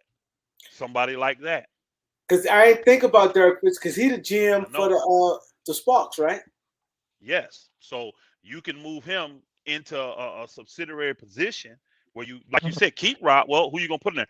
Derek Fisher. We can trust Derek. He's not gonna negotiate like Rob. Now teams will not be dumb. They're still gonna know he ain't finna be able to do nothing without Rob's permission. But at the same time, they may be able to have good faith because Derek's got a good name still in the NBA. You know what I mean? So Yeah, because he's the president of the players, so he definitely has a. association and all that. So somebody like that, if you're gonna do the keep Rob but keep a Laker, put Derek Fisher in a position like that. I think that'll be good. You know what I'm saying? And I think he will be interested in something like that. And you keep it Laker. I don't think you have to pay Derek a ton of. You know what I mean? You ain't got to break the bank to get Derek. He already a Laker. He already there. You know. And he ain't So getting no that much. I'm gonna respond to Eric. Eric said he already in the front office with the WNBA. That salary is nothing. I'm yeah, pretty sure he yeah. ain't getting that much money with them. He He's would not, jump and ship, that's why he's doing analysts and all that for LA and all that stuff. getting I don't experience. think Worthy or Horry, those guys I wouldn't put in that position. But I think Derek Fisher is the type of guy I will put there. I wouldn't consider him for coach, but I would definitely, if you keeping Palinka, I will put Derek Fisher in that position and let Palinka and Magic groom him. You know what I mean? On how to do trades and this, and that. Because you got to keep it real. Magic is good talking to the people, and Palinka's good talking to the players. So getting free agents, you want guys like Magic and Palinka. They When it said comes to Palinka trades, is. They said he one of the best. They yeah. said he one I of the best. mean, They said he every was one of agent. They said he one of the best. They said he can talk. he They can. said I guess he see his issues not with the players. His issues with other general managers. It's Yeah, not with the Don, players. I can't vouch for that because I don't know. I don't watch WNBA at all. I have no idea how Derek could have wrecked the Sparks. I don't know nothing about that. I mean, we know about Derek Fisher privately, but I'm talking about professionally. Yeah, he said Derek Fisher's a snake. I mean, everybody know what happened between him and old boy, but that's See, that's two private different crap. things. So And the key is they married. I mean, he married to the woman, all that now. So we don't know what really went on behind the scenes with that crap. You know but what I'm saying? I but keep that out though. I don't think about that stuff. yeah, that That's don't on have nothing him. to do with basketball. That has nothing to do with his professionalism. That has nothing to do with that. You know, that's some man cold stuff. You know what I'm saying? So, but Within salute for the super chats within. I appreciate it. But yeah. yeah, so with But the Rob, we gotta see what happens news wise in the next few days. If I don't see nothing from the Laker side coming out defending that they're keeping Rob and all that, there's a good chance they are looking at doing something, you and, know. But here it is, Kareem. We just gave them a great idea. They'll take this, and don't be surprised tomorrow or 2 days from now, 3 days from now, somebody that listened to this start throwing Derek Fisher name out there. It wouldn't be surprising. You know what you're I'm right. saying? That's how these cats work. They come to the slums to get their info. They, The they ain't got slum. nothing new and creative. They're not the YouTube is the slums. I'm telling you, to them, Yeah, it's the it is. slums. So they It's the come down to slum. the slums, they listen to us, and then they ponder themselves and say, man, that don't sound crazy. And then they throw it out there, and then if it happened, they get all the credit for it.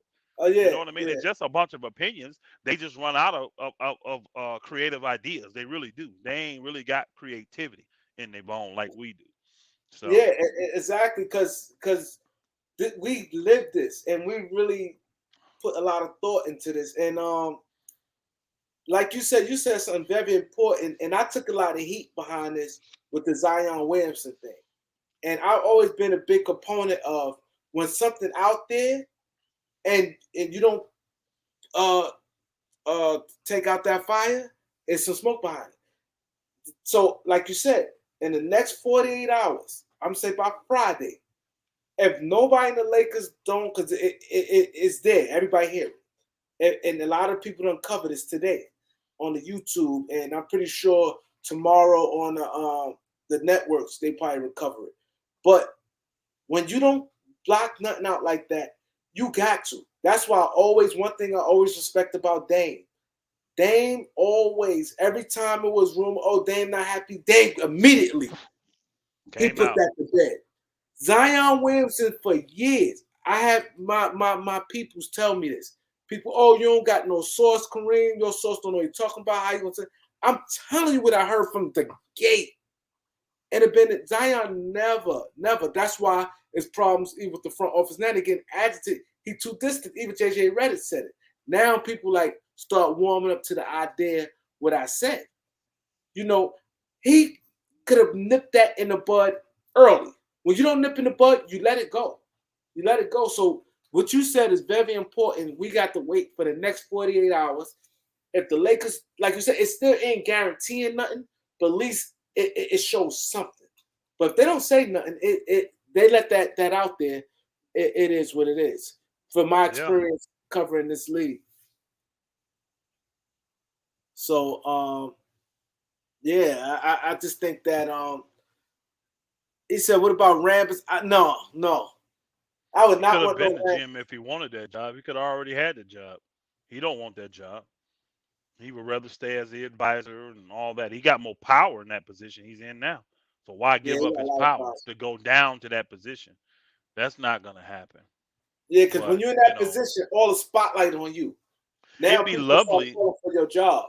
It'd be lovely if the Lakers got their stuff together and got Jerry West to come back and do it. Oh, that'd be, oh my God. Man, woo! Teams be mad than a mofo. They'd be mad because I ain't gonna lie. They know the Lakers finna get it in. Yo, everybody talked to this man. Said, yo, how this man's 80 years old and he's so brilliant. They said you could sit and talk to him all day about basketball. They said he just know it. He sit there, he loves it. He's a junkie. He kind of remind me of I remember one time, even with his wife, I don't know if his wife's still alive, but they were saying how much that she had to deal with his job. He was so dedicated with his job. Because like Skip Bayless is like that. Skip Bayless like, this is my job. You can see he loves his job. And they said Jerry West's wife was the same way. Like, if we get him, that's big game changing. If I'm Jeannie, you have to see, if I'm Jeannie, she have to look at it like this. Whatever it is, this man owes him to be your father. So it's not like your peers. So it's not like, don't feel you should feel comfortable of stepping to him and squashing whatever it is. Whatever problem you have, you should feel comfortable. Like I will feel sometimes your peers, you may be like, I ain't doing that. I'm not gonna be the first one. But someone that's older than you, it's nothing to be like, yo, that ain't about nothing. It's the best choice. It's something serious though, because Jerry West has tried to come back to the Lakers multiple times, and they won't do it. So it could be the type of thing where her dad told her, look, the way he did me, cross me, we'll respect him and honor him, but he can never work for us again. And what you going to do then? You see what I'm saying? If your father leaves you the team and he tells you never to hire that man, what you going to do? You're never going to hire him. You're going to honor your father. I will hope you do. But the reason why I don't think is that, because it was him and Phil Jackson bump heads. And he said, I'm going to kindly walk away. When Phil he stayed that 1 year with Phil. This is why I don't believe it's that. Because he just last year when his son was still on the Lakers staff. I forgot what his job was, but his son was still working for the Lakers. Assistant to Rob. He was the assistant general manager. And then he tried to come back in some level of capacity, and the Lakers said no. Has nothing to do with Phil. Phil ain't around no more. No, it's not that. But Magic stopped Jerry West from the time then, because Magic didn't want Jerry West, because he didn't want Magic. They didn't want Jerry West getting all the credit. Magic ain't want Jerry West there. I'm not Magic said talking he had about. to. I'm not talking about. Magic wasn't working for the Lakers last year. I'm talking about What's that this last year? this Okay. past off season. This past off season, Jerry West went and tried to mend the fences with the Lakers and wanted to come back, and the Lakers, quote unquote, respectfully declined. Then it got even worse because somehow something happened and they released his son because his son don't work for the Lakers no more, right? His son worked with the Clippers. They was the Lakers fired? What happened? No, they ain't fire him. He just left. They ain't fire him. Then they get to the point. Well, here's the thing: he was there working. His dad tried to come back. The Lakers respectfully said no. Next thing you know, he's gone. And now the Lakers are saying we pull your season tickets. There's things going on, bro. There's things going on, and see, I don't know what Jerry West did to make the buses upset. I don't know. I have no clue. But it's obvious the buses have made the decision he can never work for the Lakers again. No matter what. They made that decision.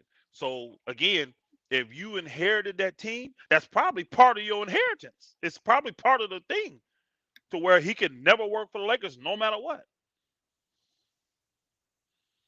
Somehow in the scout department and something like that. And yeah, I thought he was in the scout department or something. I didn't think he was Pelinka's assistant. I didn't know that. I just know that that West tried to come back this past summer. The Lakers respectfully said no. And then his son ended up leaving the Lakers. Then next thing you know, further down, Lakers, do this thing where they pull his tickets and all this kind of stuff. And I mean, I don't know what's causing all that. They probably hire him. Cause remember, you said this off season. That was 2 years ago with the Kawhi Leonard thing. So you think that probably has something to do with it? I don't know. I just know that the publication came out this past summer. He tried to come back to the Lakers, and I think they said in a advisory capacity. You see what I'm saying? Just advising them. The Lakers respectfully declined. So he stayed with the Clippers. I don't know the scoop. But again, it's very clear to me he ain't working for the Lakers again. It'd be nice if they could patch that stuff up. But again, it could be the type of thing because that stuff rich folk do. Look, I know he was pissed off because he said this to both the back. He said they were disrespectful when she put LeBron over him at the Lakers, the most important Lakers in NBA history. When she put LeBron, he was pissed. He checked the interview out. That pissed him off. He was mad. But he still came and tried to go back and work for the Lakers after that. Because that happened that happened the second year when they was going to win a chip. This was this past off season when West tried to come back. So he got past that. He was mad, but he got past that. I'm telling you, it's something on the Lakers end. Because West is trying to move on. I just hope they could patch it up. I just hope so. Or Lakers need to find somebody. Because if that's true about Rob and nobody want to deal with him, if nobody want to deal with Rob, they gotta get somebody else there to place them calls. Because this is a very important summer here. It's a very important summer. They gotta bring somebody in to work with Rob if these guys don't want to deal with Rob. We're gonna find out. We have to find out. Pay a haul on every deal. Like, come on. Like, even Sacramento tried to fleece us. Like every deal, like, how can you ask for Terrence Ross for THC and a first round pick? And Terrence Ross having a horrible year. It's not like he having a great year. And he's not even part of their future. That's just showing they just trying to stick it to them.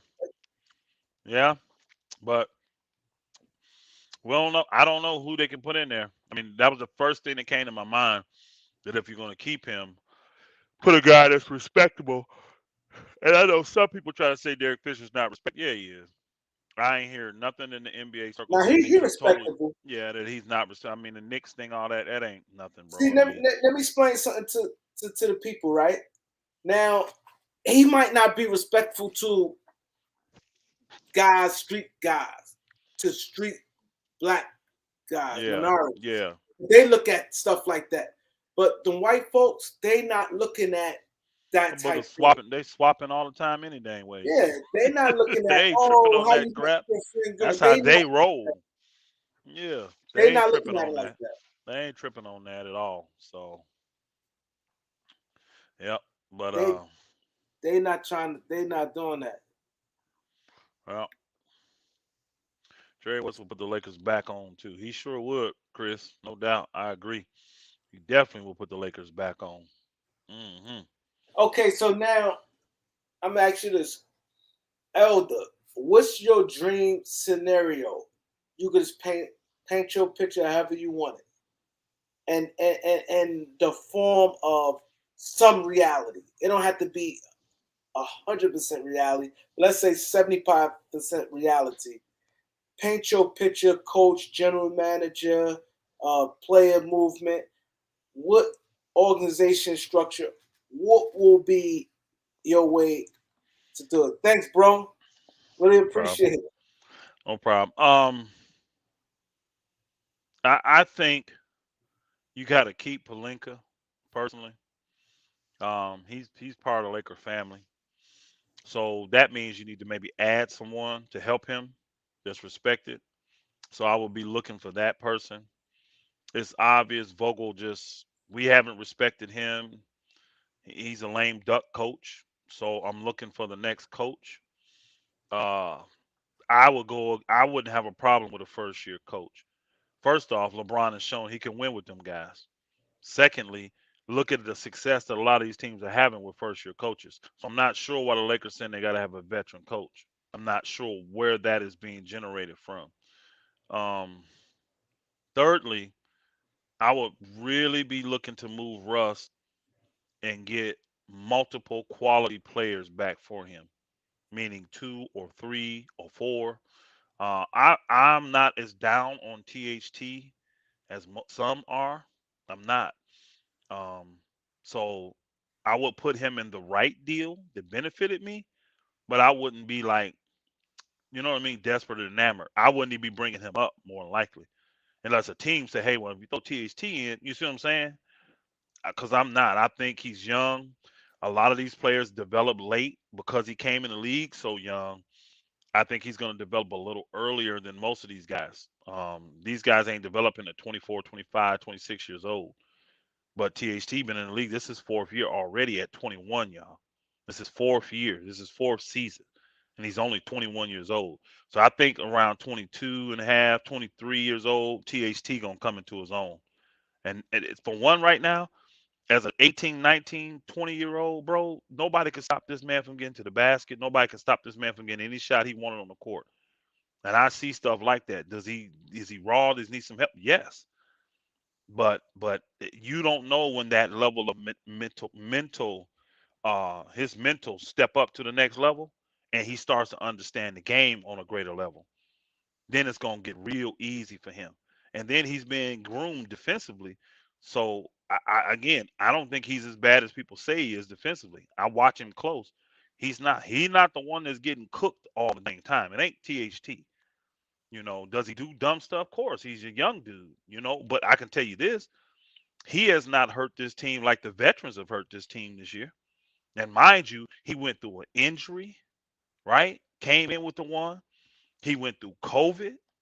Then he had the hand injury on his shooting hand. You see what I'm saying?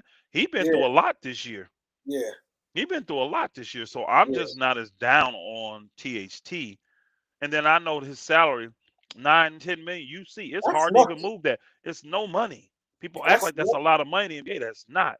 That's no money in the NBA. And even at that low, if THT was making 13, 14, 15, $16 million, I promise you he would have been traded last year. He would have been. He would have been traded last year. That low of a salary literally kind of almost keeps him from being Yeah. traded individually. You almost got to package him in the NBA to get rid of that salary. And then, like we talked about earlier, it'd be hard because teams have their roster and then cutting somebody, and that jumps up the salary. Like how the Lakers now we at $5 million just on this deal alone. Yep. So packaging him with the guy that hadn't played all year, that's rough. How you know what I mean? But none, he pick up that option. Lakers may trade him. I don't know. I don't know what's going to happen with Nunn. I don't know. I have, and somebody asked earlier about updates. I don't have any, Kareem. I don't know if you do. I don't have any updates on Nunn. Nah, I ain't heard nothing about him.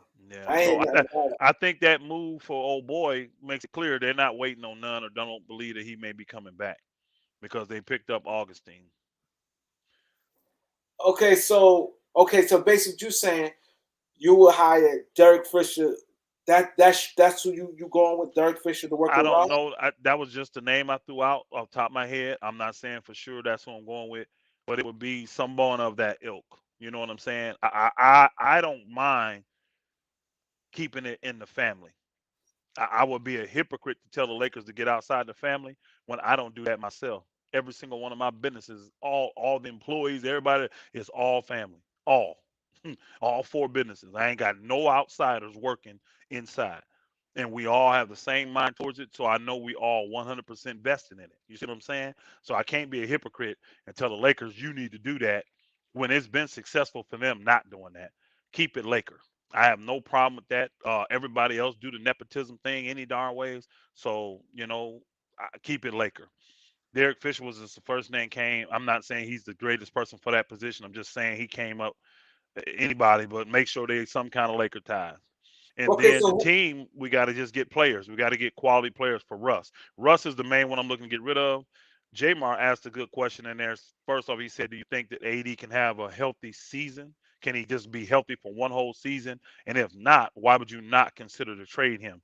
Um, I think some of y'all have heard me recently. I used to be 100% against trading AD. All right, I'm not that anymore, but it's not because of his health. I watched LeBron James' mannerisms when he got hurt.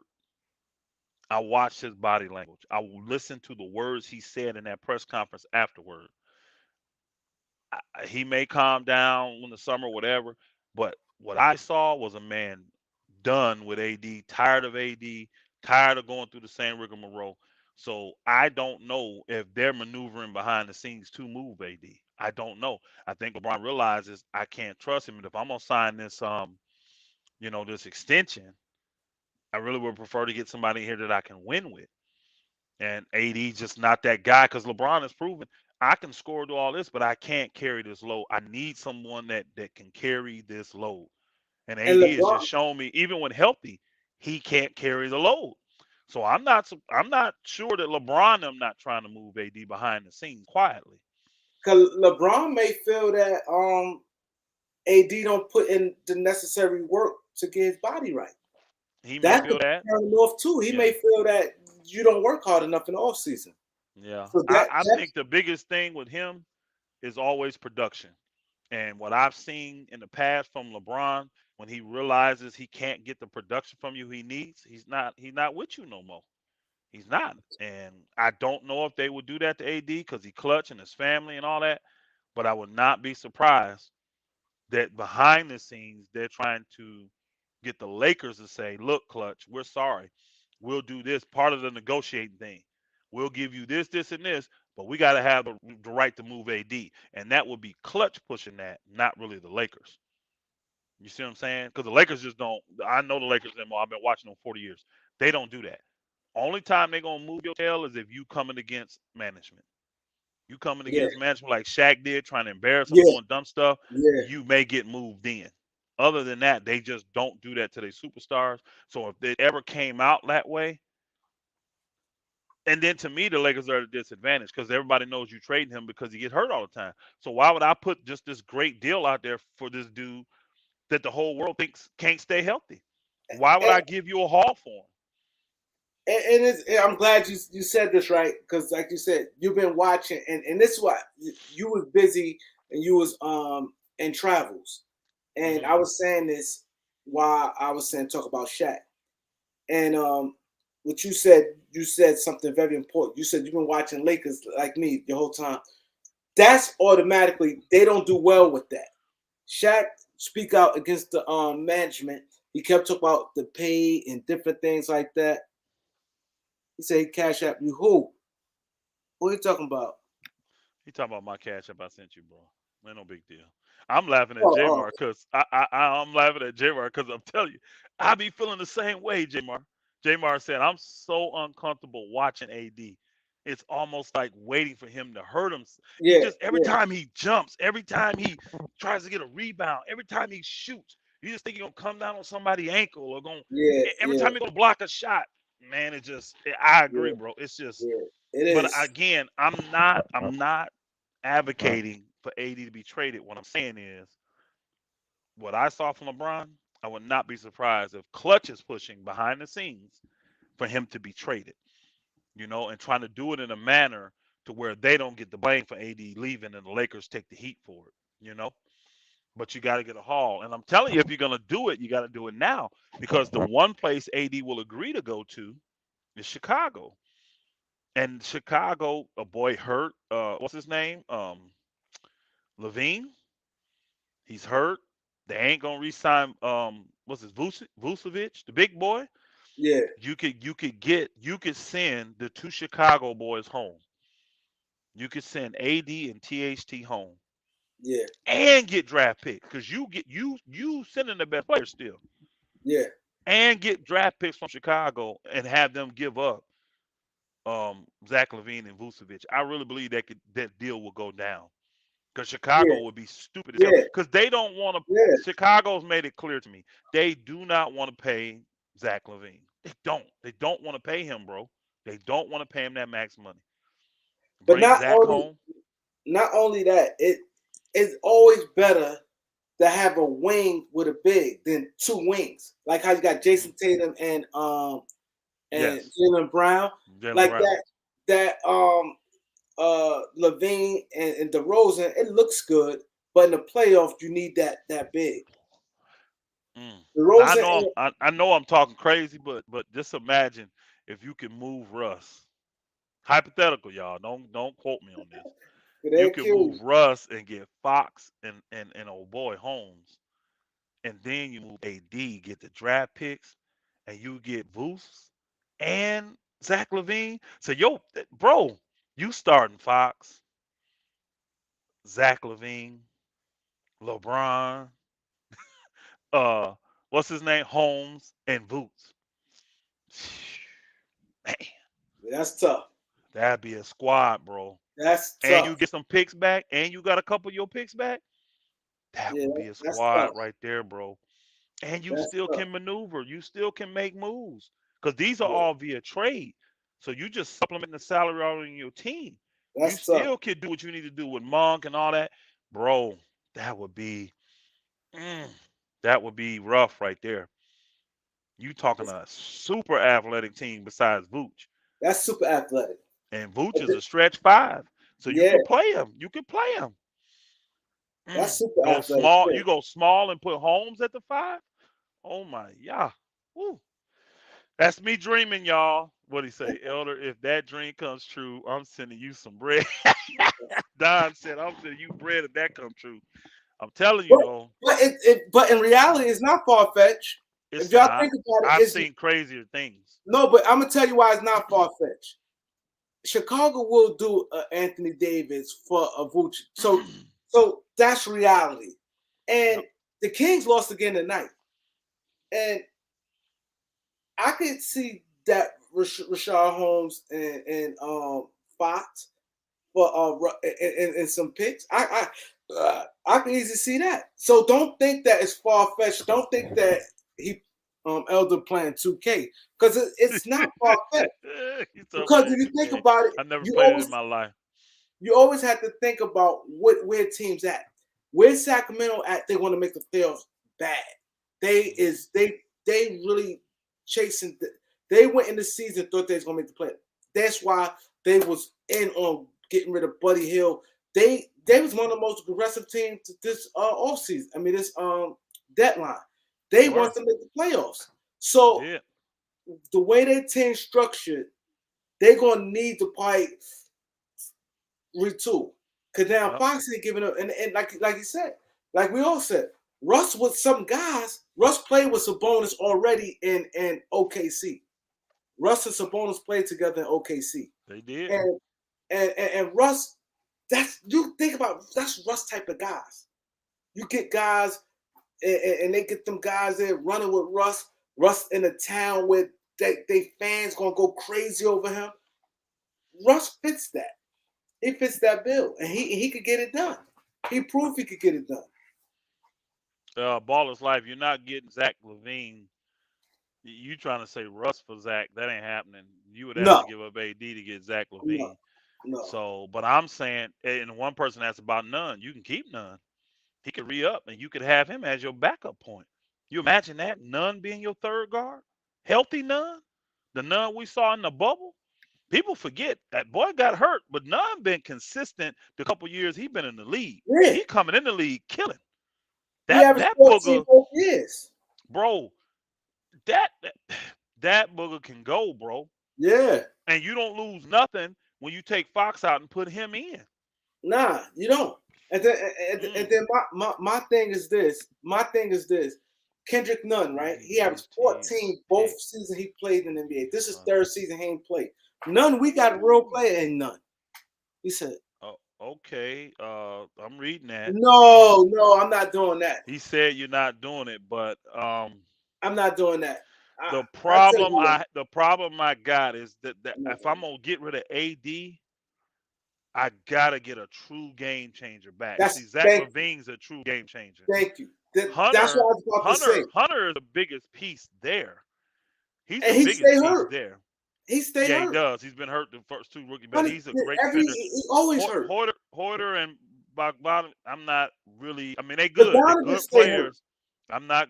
Yeah, I don't do that deal either. I don't do that deal because And, I and, and don't really. Capella's cool, but let's just keep it real with LeBron. Them, you just. I'm not. I'm not feeling but Capella out there like that.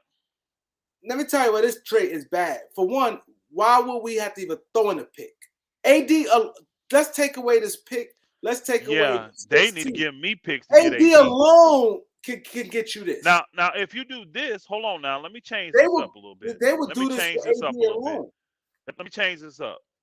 If you do Hoyter, Hunter, take out Capella and Boggy, and put in the power forward they got, Collins, I ain't doing no pick, but I'm interested in that deal. I would do Collins, Hunter, and Hoyter. That's a much better deal in my opinion. Oh, it's better I than would that consider deal. that. I would consider that. I would consider that. I'm not But giving up picks. AD, because of the picks I gave up, I don't care who I'm getting back. you ain't giving The up no only pick. people I would consider giving up picks for is for Giannis, Oh yeah, is for Joker. Jokic, and for Embiid. Them three I would consider giving up picks. But nobody else I'm giving up picks for. Nobody else. Because I gave up too much of that D. Actually, I would be wanting you to give me picks. I would still, with that deal, I would want at least one or two picks from Atlanta. I would. I'll take on Hunter's salary. Well, Hunter ain't nothing as a rookie deal. But I mean, what Collins? I'll take on Collins' new deal. And I had to re-sign Hoarder because he's about to be re-signed. And I'll take on Hunter. See, them young guys, right? Them all young dogs, bro. I'll take them 3 and 2 picks. Give me a first and a second. And you can have AD and THT. I'd do that deal. I would. Yep. I would do that deal. Now, the problem you're going to have, I don't think AD would sign up on that deal. Nope. I think AD would be like, look, and people say, well, they're going to matter. He got who? First off, AD already got a history of being hurt. You want him there hurt and unmotivated? The Hawks would be stupid to bring him there. And he telling you he don't want to be there, that would be the dumbest move of their life. Dumbest move. And So me personally, if I AD, I'm a game changer. All those guys is role players. None of them guys fit the needle. the only reason I would is because I love how athletic that is. I love how long those guys are, and they're the type of role players that can fit great. Because again, I may get the game changer with the Russ deal. I may get the game changer with the Russ deal. I would do that deal just because they're young and they're so athletic. And those cats with LeBron, whoo-wee. Because I like Horter. He can stroke it, bro. He can get going. And Hunter, he's already a lockdown defender, bro. He's already he got to stay healthy, but he's already a lockdown defender. And Collins, he just gonna bang with you, bro. He gonna go back and forth with you. He's a 2010 guy, bro. He's a 2010 guy no matter what he's doing. So I would consider that. I mean, I would definitely need the sweeteners, though. I would need the sweeteners of them picks. I really would. If they just saying that or talking crazy, I'd hang the phone up real quick. But especially if I know I got something good coming back on the Russ deal, I would definitely consider that deal. I would definitely consider that deal. I'm getting back Fox and Holmes. Oh, I'll do that deal and add all them cats. Now I got Fox. I got Hoyter. I got LeBron. I got a lot of good quality wings now, bro. I can throw some scary lineups out there. I can throw some scary lineups out there with those dudes. Yep. Oh, now AD that and THT for yeah, Cat, yes, D'Lo. That the money don't y'all yes, not y'all got to look at the money because Cat and D'Lo are both max players, y'all. Y'all got to look at the money. That don't I already know without looking at money don't work because you got two max guys for one max guy. So I know that money don't work. I already know without looking. So and Minnesota would think they got the best player in that deal, Cat, even though he's not. They would think that though. So I don't understand. Like I don't think Cat is a realistic thing because he's been their franchise player.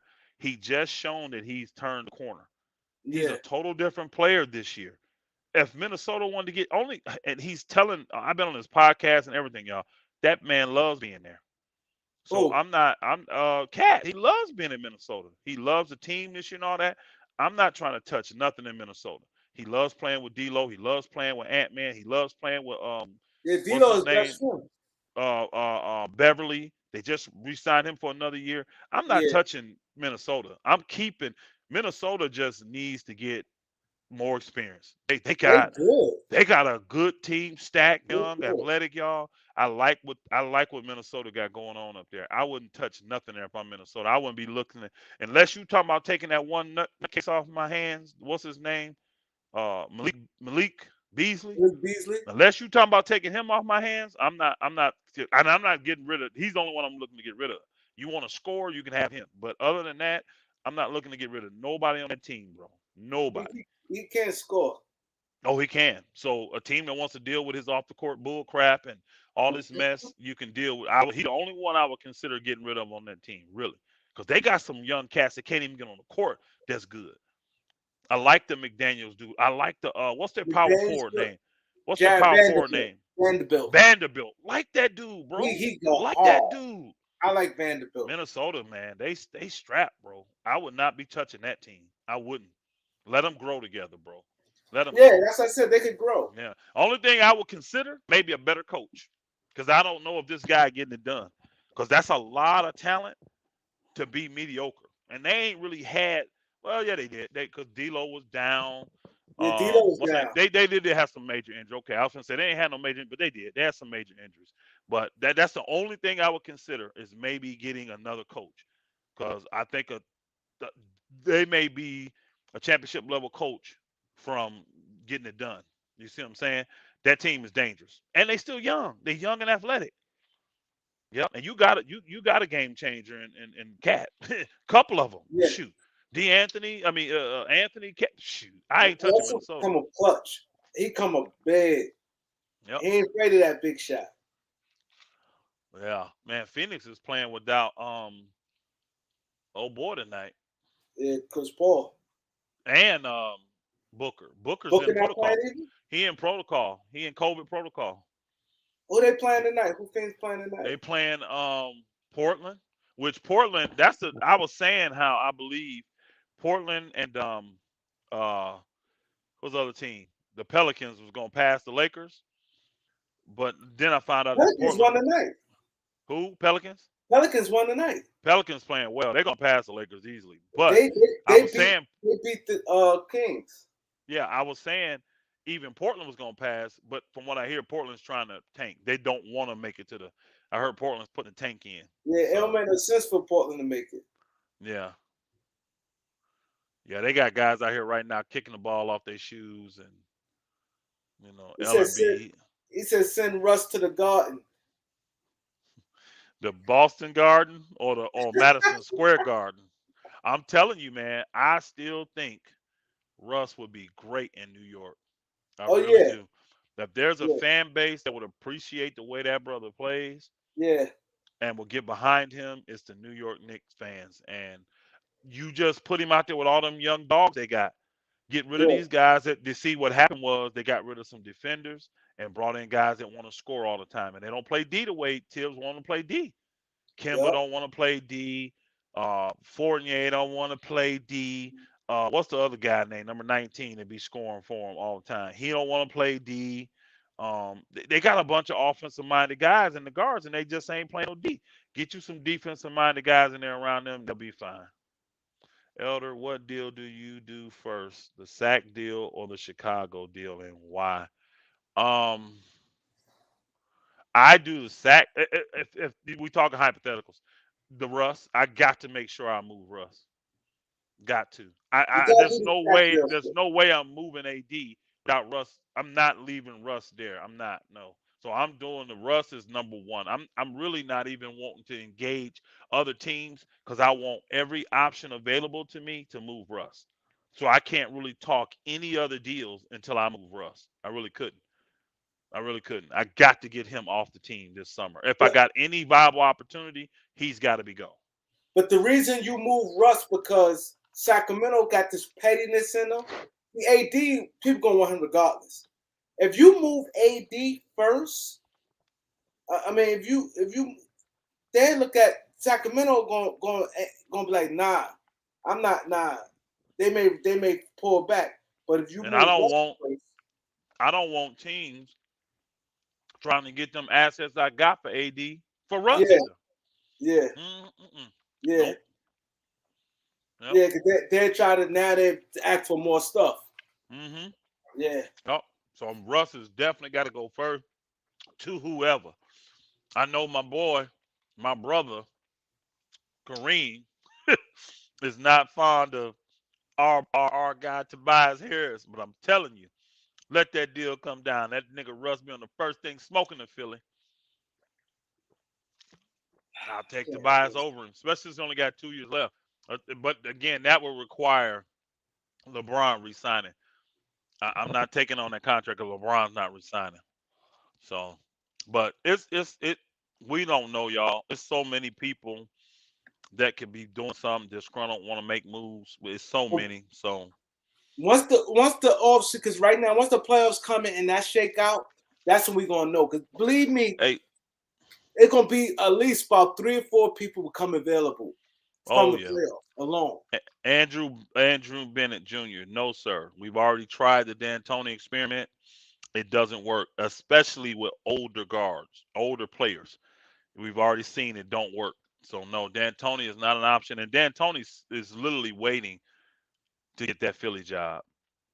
He knows that's why he's been positioned. He could have took other jobs already. He wants that Philly job. He wants to be with Harden again, just like Daryl Morey. So unless that become available, I think D'Antoni's going to stay where he's at. The Lakers, I hope they're not considering D'Antoni at all. I really do. Yeah. He is not the fit for them. He don't play no defense, and he don't work good with older players. He just don't. He don't. So no, no to D'Antoni. Salute. Salute, bro. So okay, now before we go, I'm gonna ask about tomorrow game, right? Hmm. What's the outcome? What's the keys to us winning tomorrow? Hustle, effort. Somebody learn how to close overnight. That's the key to it. Because we don't have no closers, bro. These games be close. I don't have no confidence. We don't have no closers. None. If they can get a comfortable lead in the third, in the third, like we up by 15, 18 points, something like that, which we're not gonna be on the Clippers, but say we were, then you can rest LeBron to start that fourth, and then we may have an opportunity. Because if LeBron got the energy, he can close, but most of the time he got to exert so much energy to keep us in the game. It's not going to happen.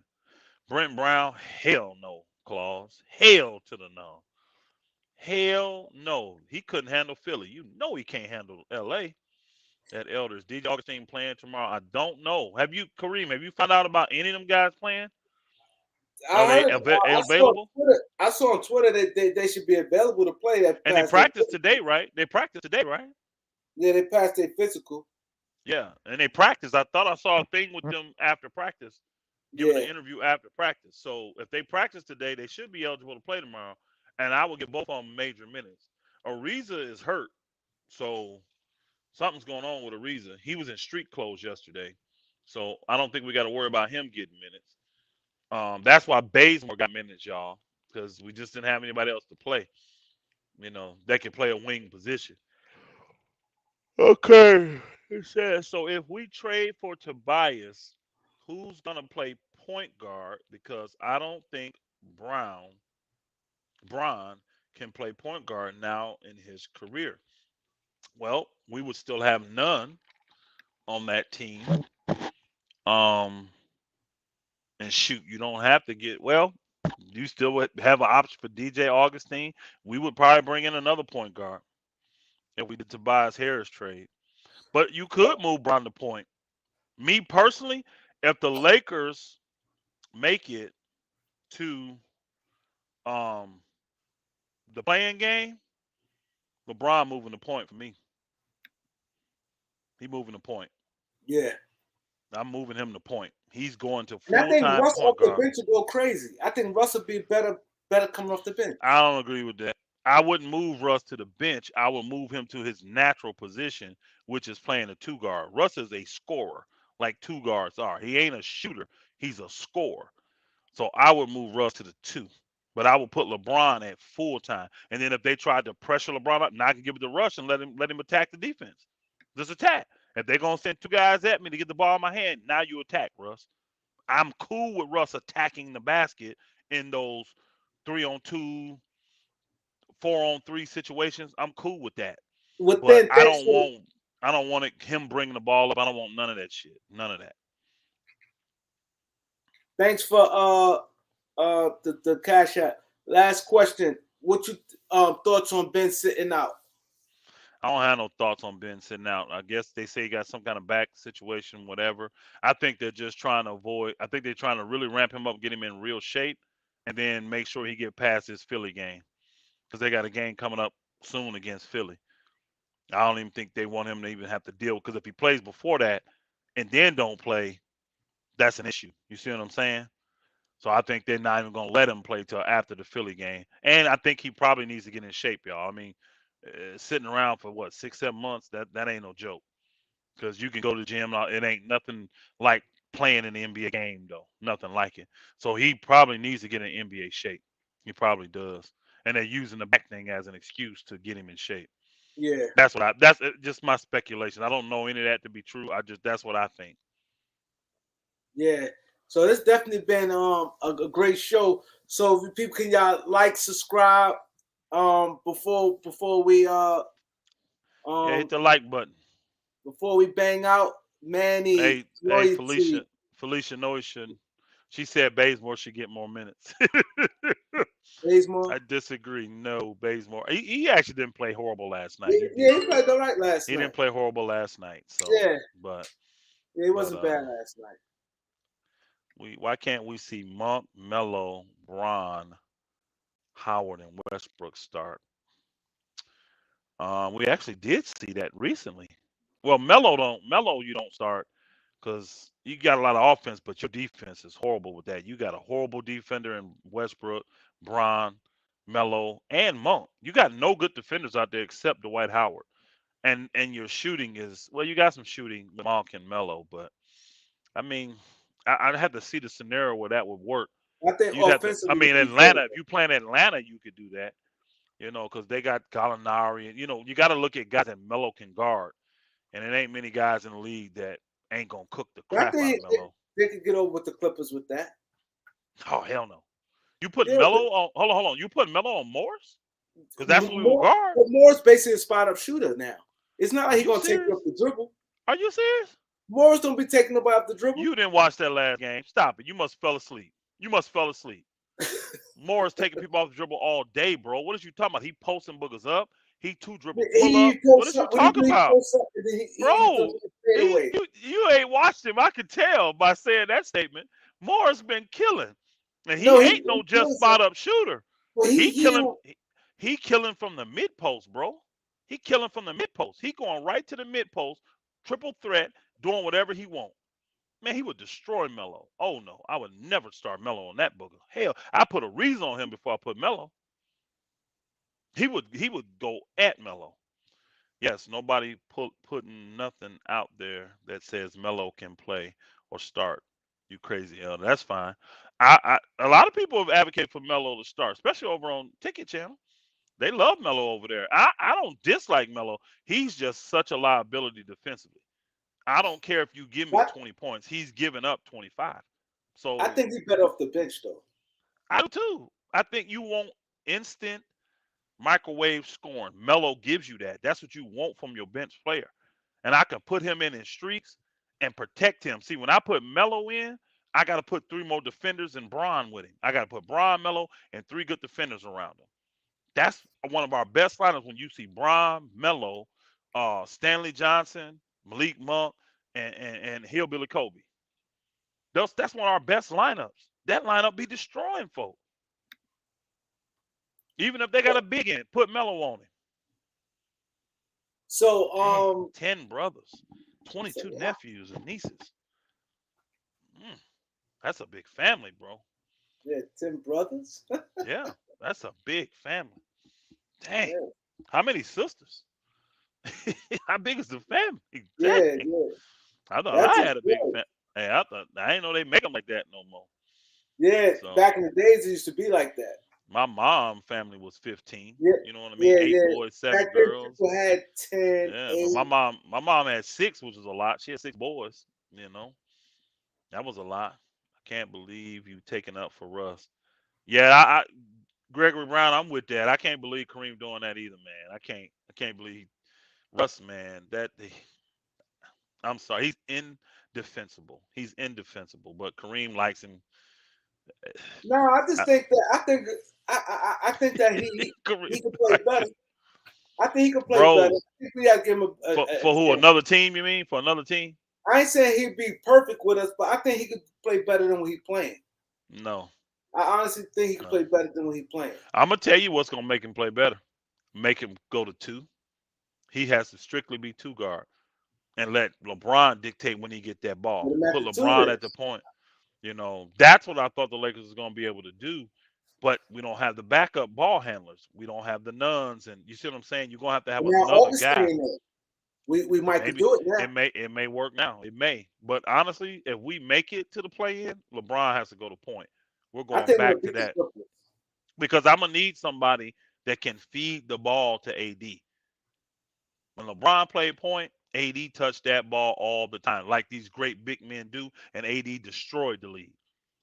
You watch Embiid, Jokic, these Giannis, these cats touch the ball all the time. When LeBron was at point, he made sure AD touched the ball. AD shouldn't go 3, 4, 5 possessions not touch that ball, y'all. That's stupid. That's crazy. No big man, no real true big man, they're not gonna be happy with that. You got them running up and down the court, trying to rebound, getting banged on, pushed on, grabbed on, twisted on, and you ain't even feeding them. Man, you ain't finna make them play no D for you. So LeBron, you back to point, bro. Sorry. You saved it for the end of the year. You back to point. Now I'm gonna protect you there. If they start blitzing you and doing all this kind of stuff, I got somebody to get the ball out your hand. Got somebody. I tried Russ a little bit. If Russ is not playing good, whoop, I'm getting no boy in. And I'll put it because he can play two too. That's another good thing I like. Even though he's 5'11", he can play the two guard. Augustine. He Yeah, he can play slide up the right to ball the a lot. two. He can play off the ball really good. So I'll put Bron and him in there. Let Bron run the point. You try to blitz Bron. Now I'm giving it to Augustine. He killing you because he gonna penetrate in there and he's a great passer once he gets in the lane. I like Augustine, man. He's a solid veteran. He's a solid veteran. Vogel is yeah. People hate Vogel. Yeah, but I think we just have to have faith in our players and put them in the right spot, man. Loyalty I look fans, at our loyal. roster, man. Our roster's not bad, man. It's It not. is. It is. It's not balanced properly. It's No, not. it's not balanced We properly, but we way we too should be old, playing and better than we eh, playing. we way too old, and we don't have quality wings. The ones we got are all old. All of them are, and we don't have. I mean, like I say, who's our backup power forward? That's Who's our bad. backup power Yeah, forward? We don't have one. We don't have yeah, another power forward. Now we yeah. do with Gabriel, but we don't have another true power forward on the team until now. So, you know, and again, he's dogging Austin Reeves, but two of them games, Austin Reeves was plus. So I don't necessarily have to get the points out of Austin Reeves. I'm not planning for his points. I'm planning for his hustle. I'm planning for his defense. That's what I'm planning with his smarts. He's not going to hurt me on that court. I don't need him to go out there and average 8, 10, 15 points. So I don't necessarily care about his sport. Now, has he shot the ball bad? Yeah, last couple games he has, but he ain't hurt me. Like last night, he was what, 1 for 6, 1 for 7, and he still was a +7. In a game we lost, he was a +7 in them few minutes he played. So he ain't the problem. Mm-mm. He not the problem. What it said at just here, how old you? 14? Oh, because he's toxic disease. I have more heart than him.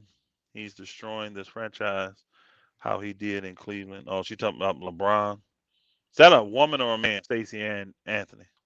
A woman. I'm a okay. I'm a Lakers fan, not a man fan. Go at your girl, not me. Talking about Jeannie. Yeah, I'm with you on the Laker fan part. I'm a Laker fan, not a man fan. I don't. I cheer for players, but I'm a team. I got a team that I support. Reggie Jackson said that they were hunting Reeves offensively because it's always a mismatch. Well, a veteran team would hunt out a rookie. That's fine. That's fine. But what did Luka do last night? He hunted out Melo, and so did what's the little guard name, Brunson, and what's the other dude that just came over, Spencer Dinwiddie. All of them hunted out Melo and LeBron. All of them did, and they destroyed us. So what's your point? And we got to hope Gabriel getting playing time. Felicia, that is $1 million question. We can have these cats, but if Vogel don't play them, what difference do it make? You know, I still kind of think Vogel is giving the Lakers a professional middle finger. I really do, y'all, because he got a bad rap. He's got a bad deal. Let's keep it real. They did not do anything to help Vogel the whole time he's been here. They really haven't. So because I look at some of these times, I'm like, why does he have these four old guys and one young guy playing? You should never have that. You should have always three young guys, two old, three young, two old. And there's times where he just and we getting blown out, lead changing it, and he don't do nothing, bro. And he's too good of a coach not to know to do it. I just think he said skip it. Y'all wanted me to have all these old dudes. They gonna get out. They gonna get out there and play, get their tails ripped. Stacy, you bodied these clowns. Oh, okay, that's some private stuff going on. Kareem, it was good podcast, brother. Good show. Yeah, good show. We keep y'all posted on the next show. Hopefully that we, as far as the panel, you guys come and support the panel because I know the last time Felicia said, man, everybody done with the Lakers. Nobody want to come up to the She panel last said we were depressed. She I said think what we everybody should depressed. do. I think what we should do is come back maybe Sunday because then we'll have two games under our belt with the new guys, and Yeah. let's talk about what they've done. You know what I'm All right, saying? bet. Sunday Because work. Friday night don't work for me, and then Saturday night is kind of pushing it. Sunday night I Yeah. should, no matter No, where I'm at, Sunday's I can, perfect. because I may be traveling Sunday, I may be in Memphis, but still, I should be available. You know what I mean? I can make myself available. No, So Sunday's perfect. yeah, so I mean, I won't etch that in stone right now for me, but that's the best outlook for me, and then that gives us something to talk about because we have Yeah, actual we have two a little more games. 2 games. Yeah, Hopefully they played. Hopefully we got something to talk about. definitely. Ball, you see what Baller's Life said? What he said? What ball's like? Elder's gonna be calling LeBron the GOAT at the end of this year. You know why he's saying that, right? Yeah, because he said Russ Yeah, about Westbrook. that they're gonna win with Russ. So yeah, they're gonna win with Russ. Hey, if he pull it off and do it, I'll do it. I'm gonna keep my word. I'm gonna keep my word. If he wins with Russ, it will be the greatest feat I've ever seen in basketball. It'll be if to me it will be greater than any record, any championship. It'll be greater than anything I've ever seen with my eyes if you can win with Russ. Yep. and that will automatically make him the GOAT. I'll promote him as the GOAT. I mean, literally, I'll be going around telling everybody, "Oh yeah, LeBron's the GOAT." But you can't find many old heads that really want to put that as LeBron. So, because they've seen Kobe, they've seen MJ, they've seen Magic, they've seen him with their eyes. So that's why they don't elevate LeBron to that level. So LeBron is great. Don't get me wrong. He's a great player.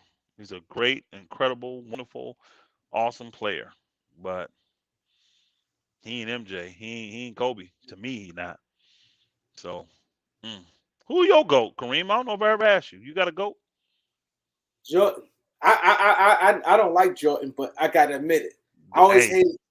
I me and hated you in Jordan. the same boat. Yeah, me and you in the same boat. I I don't don't like care for Jordan, Jordan. but I had to Black admit it. ass, cheating Yeah, ass, yo, I ain't gonna crazy lie. tail. I don't like Jordan, but he is the GOAT, Yo, flat out. people used to tease me when they beat the Lakers. Oh man, it's about somebody sick, and I was just tired of Michael Jordan. Michael Jordan, I couldn't stand him. Yeah. But I like, Being a Laker fan, I didn't like because he beat the Lakers, and yeah, that first, I really didn't like him after that. All that I showboat just look. crap, switching hands, and I got so tired of seeing that commercial, man. That replay, man. I got so tired of that. Ugh. He's just Just so like, bro, dominant. Like he if we didn't just. get hurt, bro, we'd have destroyed you boogers, man. Man, that changed the whole series when Worthy got hurt, man. I Changed the told whole people series. that. I told people we needed, and Byron Scott got hurt too. We Yeah, needed that. See, killed him. When they were that allowed Pippen Pippen the to guard, guard Magic. Magic, and that tore But they couldn't everything do up. that with Worthy. Nope, Worthy do that back then. Worthy man. that killed Injuries us, got man. them that, bro. Injuries I got them tell that. people that. Man, That's when they was gonna lose against the Lakers. yeah. But Jordan a Worthy bad and Byron mofo. Scott, it hurt. It hurt because Sam Perkins played good. Yeah, Jordan a bad mofo though. I had to give it to him. Jordan a bad mofo. I watched Jordan do things, man. It just made me want to slap myself, bro. I'm like, damn, did this nigga just? No, he didn't. And then I've literally heard people say Jordan couldn't dribble the ball, bro. His handles wasn't tight. Yeah, yeah, I know, Kareem. That same look, like what? What?